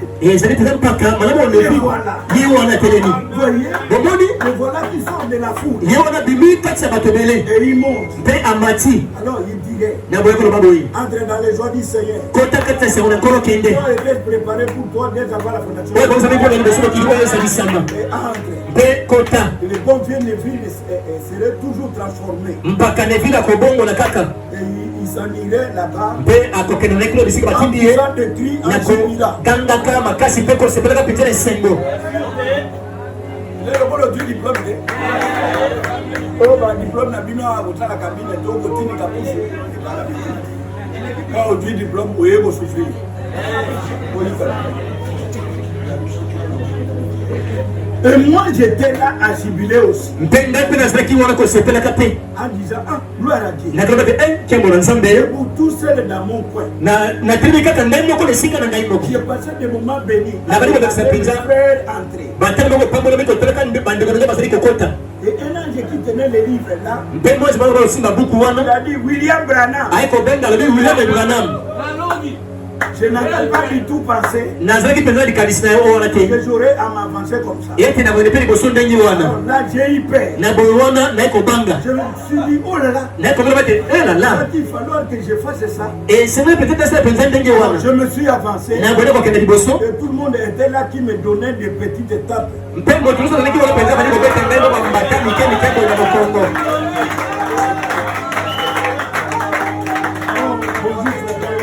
mbote ndeko branam Que Dieu vous bénisse. nzambe apambola yo ndeko branam Il me donnait des petites étapes. babali kobeta ngai no bambata mike mike na mokongo À travers une immense foule de gens. lokola balaki bende kolekana na bisika bato bazalaki mpenza Et ebele ils étaient tous là qui s'étendaient des bras pour me donner des petites étapes. Mpe bango nyonso bazalaki wana kotana maboko mpona kopesa nga bambota mike mike mpenza bona maboko na bango. Que Dieu vous bénisse. Koloba te Nzambe apambola yo ndeko Branham.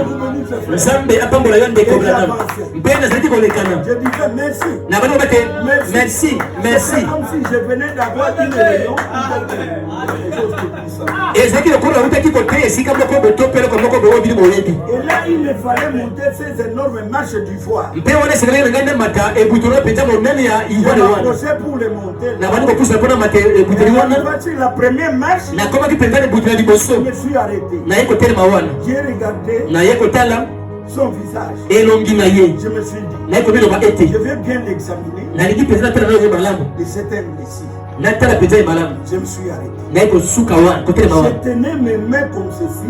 Natiaki maboko na ngai boye. Et j'ai senti quelque chose qui se glissait sous mes bras ici. Mpe nakaki eloko moko ekweki na maboko na se maboko na ngai awa. C'était les bras de quelqu'un d'autre. Ezalaki maboko ya moto mosusu. J'ai regardé autour de moi. Natali pembeni na ngai. Et c'est Ope. Mpe ezalaki nde ope. Était là. Azalaki wana. Nakamataki ye. Ses grands yeux Miso na minene minene. noirs. Ya moindo. Ses cheveux bruns. Basuku na mpenza brun. Qui lui descendaient dans le dos. Oyo kitaki na makongo na ye. Elle portait une robe blanche. Alataki robe moko ya pembe. Elle levait les yeux vers moi. Atomaki miso epa na ngai. Ça, et j'ai dit Ope. Mpe nalobaki ete ope. Et j'ai senti quelque chose toucher ses bras-ci. Nakaka na maboko esimbaki na bako oyo boye. J'ai regardé autour de moi. Natalaki pembeni na ngai. Et Meda était là. Mpe ndenge mpe azalaki wana.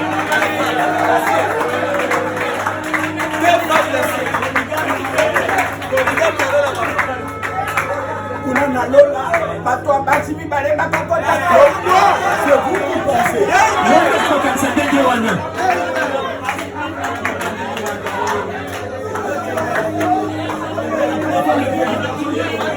Wanga ezali mateya ya banime.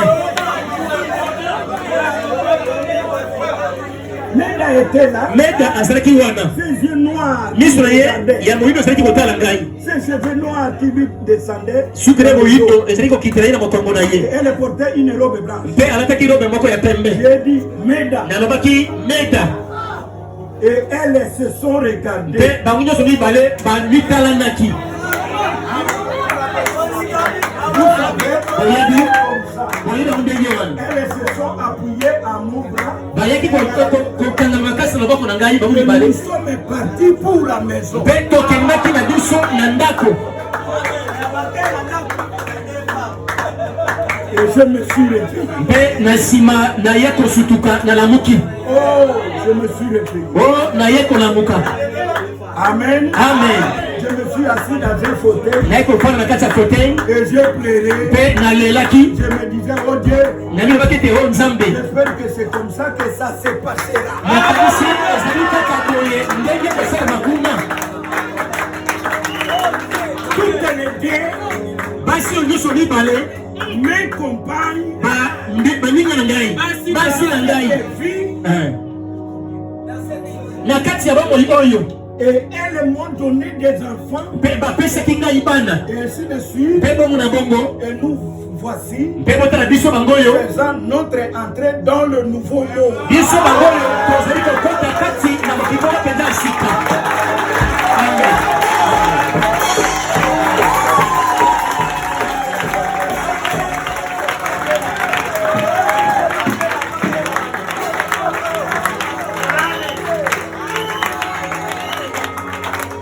L'enlèvement ne peut être pas de l'explication. Koleto nakoki nango kosala bandimbola te. Enoch est parti, Enoke akendaki c'était pas les explications. ezalaki nango bandimbola te. On ne le voyait plus. bazalaki lisusu komona enoki te. Eliya mpe amataki Avec un char de feu, na likalo moko ya moto. son serviteur a pleuré. mosali na ye alelaki Et on ne le voyait plus. mpe bamonaki Eliya lisusu te. Jésus est monté. Yesu amataki Les disciples ont resté là. bayekoli batikali bakotala ye. Ce n'était pas les explications. ezalaki nango bandimbola te. Il est parti akendaki et les anges sont venus mpe banzelu bayaki consoler les chrétiens. kobongisa bakristo. Et la même chose, nous qui avons crié à ce message, nous avons passé le premier étape, qui est des petits poissons. Deuxième étape, avec la guérison divine. Troisième étape, qui est l'ouverture de la parole. Ça ne rattrape personne. Si ce n'est l'épouse, vous le croyez comme ça. L'épouse est composée de mystères et des incidents. Ce que l'épouse fait, aucun imitateur. La guérison divine, on a imité. La prédication, on a imité. L'ouverture des choses. Et le troisième coup, il attrape des gros points. Est-ce qu'on peut dire amen? Le Seigneur Jésus, il a racheté le monde. Que vous pensez qu'il y a le mot rédempteur? Rédempteur, ce n'est pas acheté.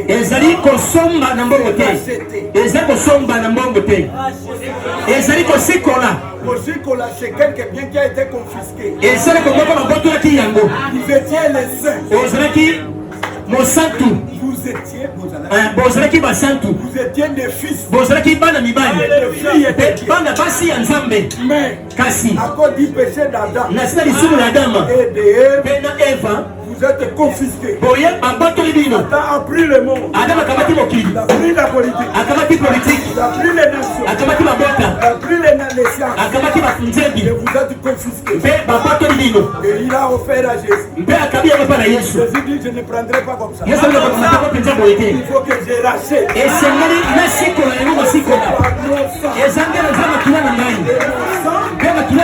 Dépasse tous les sangs. Yo Satana, Il n'aura pas le sang. C'est comme un papa. Et c'est le papa Il vous donne une parcelle. Vous êtes un héritier. Mais vous vendez la parcelle. Mais le document de la parcelle trouve entre les mains de papa.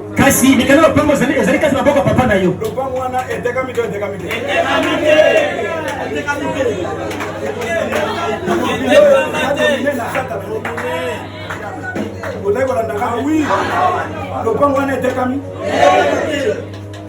le propriétaire descendra. Mon colo à Kokita.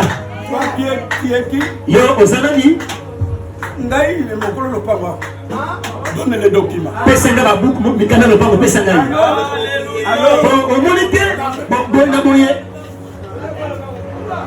Avant la clôturer. Alléluia. Oui, bah, toi, est-ce que tu vas lobby? Mon gars, les gars, tu vas imiter Dami. Bah, tu vas dire que oh, t'as là, on s'en a pas eu 2 millions de francs congolais. Non, oui, 2 millions, il y a un document, il y a un document, na facture, mais ma facture, ma facture, et que c'est un document là-bas. Au Kamakamu, toujours. On m'a dit ma administration n'a pas de nous avons 2 millions de ça, il a courant, il y a ça, il dit la biscuit.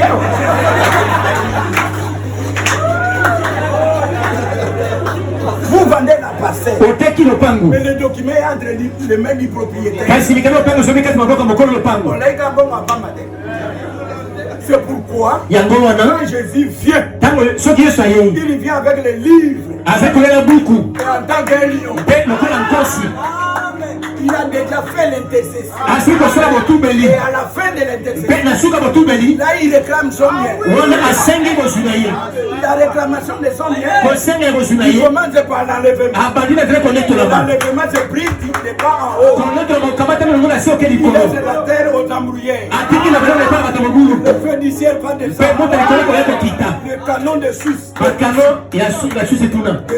Russie, des États-Unis, les bombes atomiques. pour déclasser la terre. Il y aura encore une autre fée qui vient du ciel pour détruire les microbes de sida, les microbes de fièvre, tous les démons, purification de la terre. Il ne va pas purifier la terre pendant que vous êtes là. Quittez les sols. Quittez les sols. C'est la venue du Seigneur pour l'enlever. Et après cela, il y aura la guerre. Et la Bible dit, accordez-moi. Et parmi, écrivez, et pardon, lisez dans Paris, faites plein.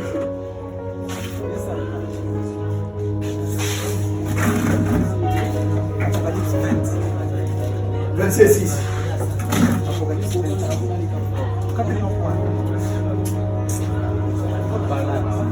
Apocalypse 20, verset 6.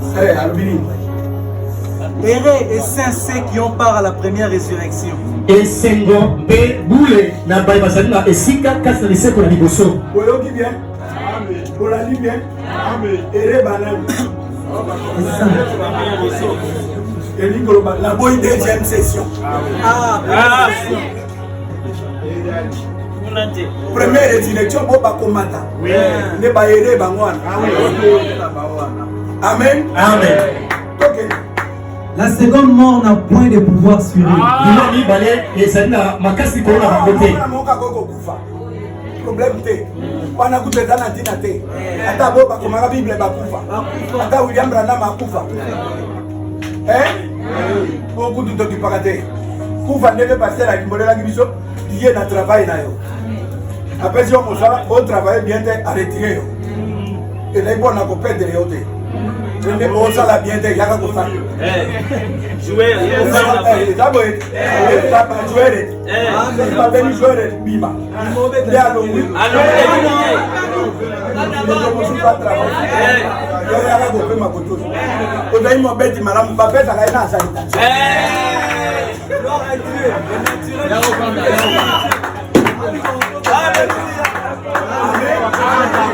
Amen.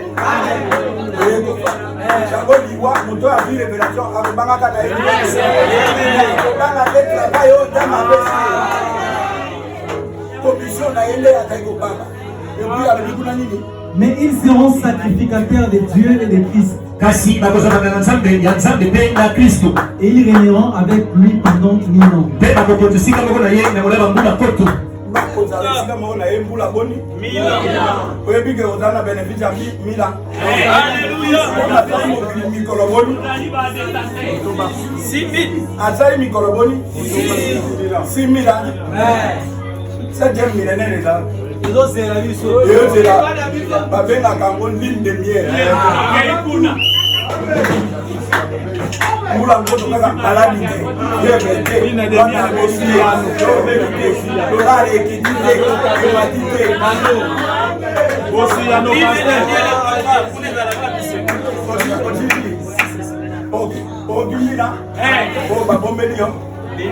Ça c'est un petit résumé sur la rédemption.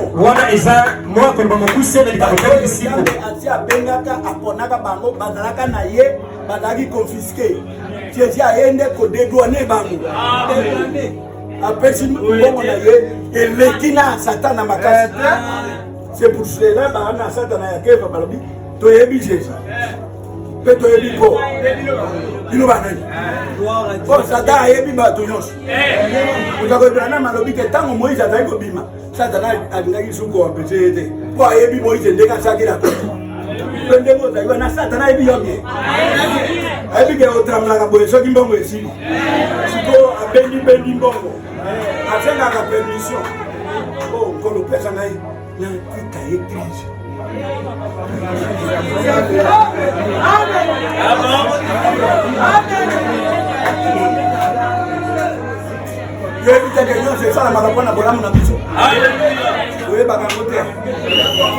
Amen. Amen. Voilà l'enlèvement. combattre la main. Dans les vêtements. Combattre la main. Il sera le lion. Et quand on a consi. Le lion, quand il attrape son animal. Consi d'abord kaki mosulinaye. Akani nyamanaye. Aucun animal. Nyamata mon Et côté. quand il rougit, Natama ngulumbi. la forêt est calme. Zamba nyoso Il komiye. est équipé de tout. Azimbe tia nyoso. Il n'aura aucune contestation. Côté natama nyoso salate. Mais maintenant, Katisika oyo. comme vous êtes là, Lokola bosali awo. il est un agneau. Azali mona na Il mpate. vous arrache. Azali asikola kibino. Tu ne peux pas racheter une personne par ton sang. Okoki kosikola moto moko na nzamba kina na yo te. Tu rachètes une personne parce que tu as le sang. Kasi ozali kosikola moto moko ete ozali na matila. Tu proclames la parole. Ozali kosakola yema. Parce que Jésus a dit, Po Yesu alobaki j'ai boye. achevé tout. Nasilisi makambo Je nyonso. vous ordonne Natindi bino. d'aller partout. Kokende mokili mosika nyonso. Prêcher la bonne Ya nouvelle. koteya sango malamu. Quelqu'un qui écoute Moto oyo ayoki et qui croit, mpe andimi il est délivré. akangolami. C'est toi qui le délivres. Yo nde moto akangoli moto wana. Témoignage, Nazali tatoli na yo. par ta prédication, Nazali teya na yo. par ta vie, Nazali bomoi na il yo. achète vos frères. Osikoli bandeko na mibali. Mais tout retombe au Seigneur Jésus. Kasi nyonso ekolali kaka nkoma Yesu. Nzambe apakola bino.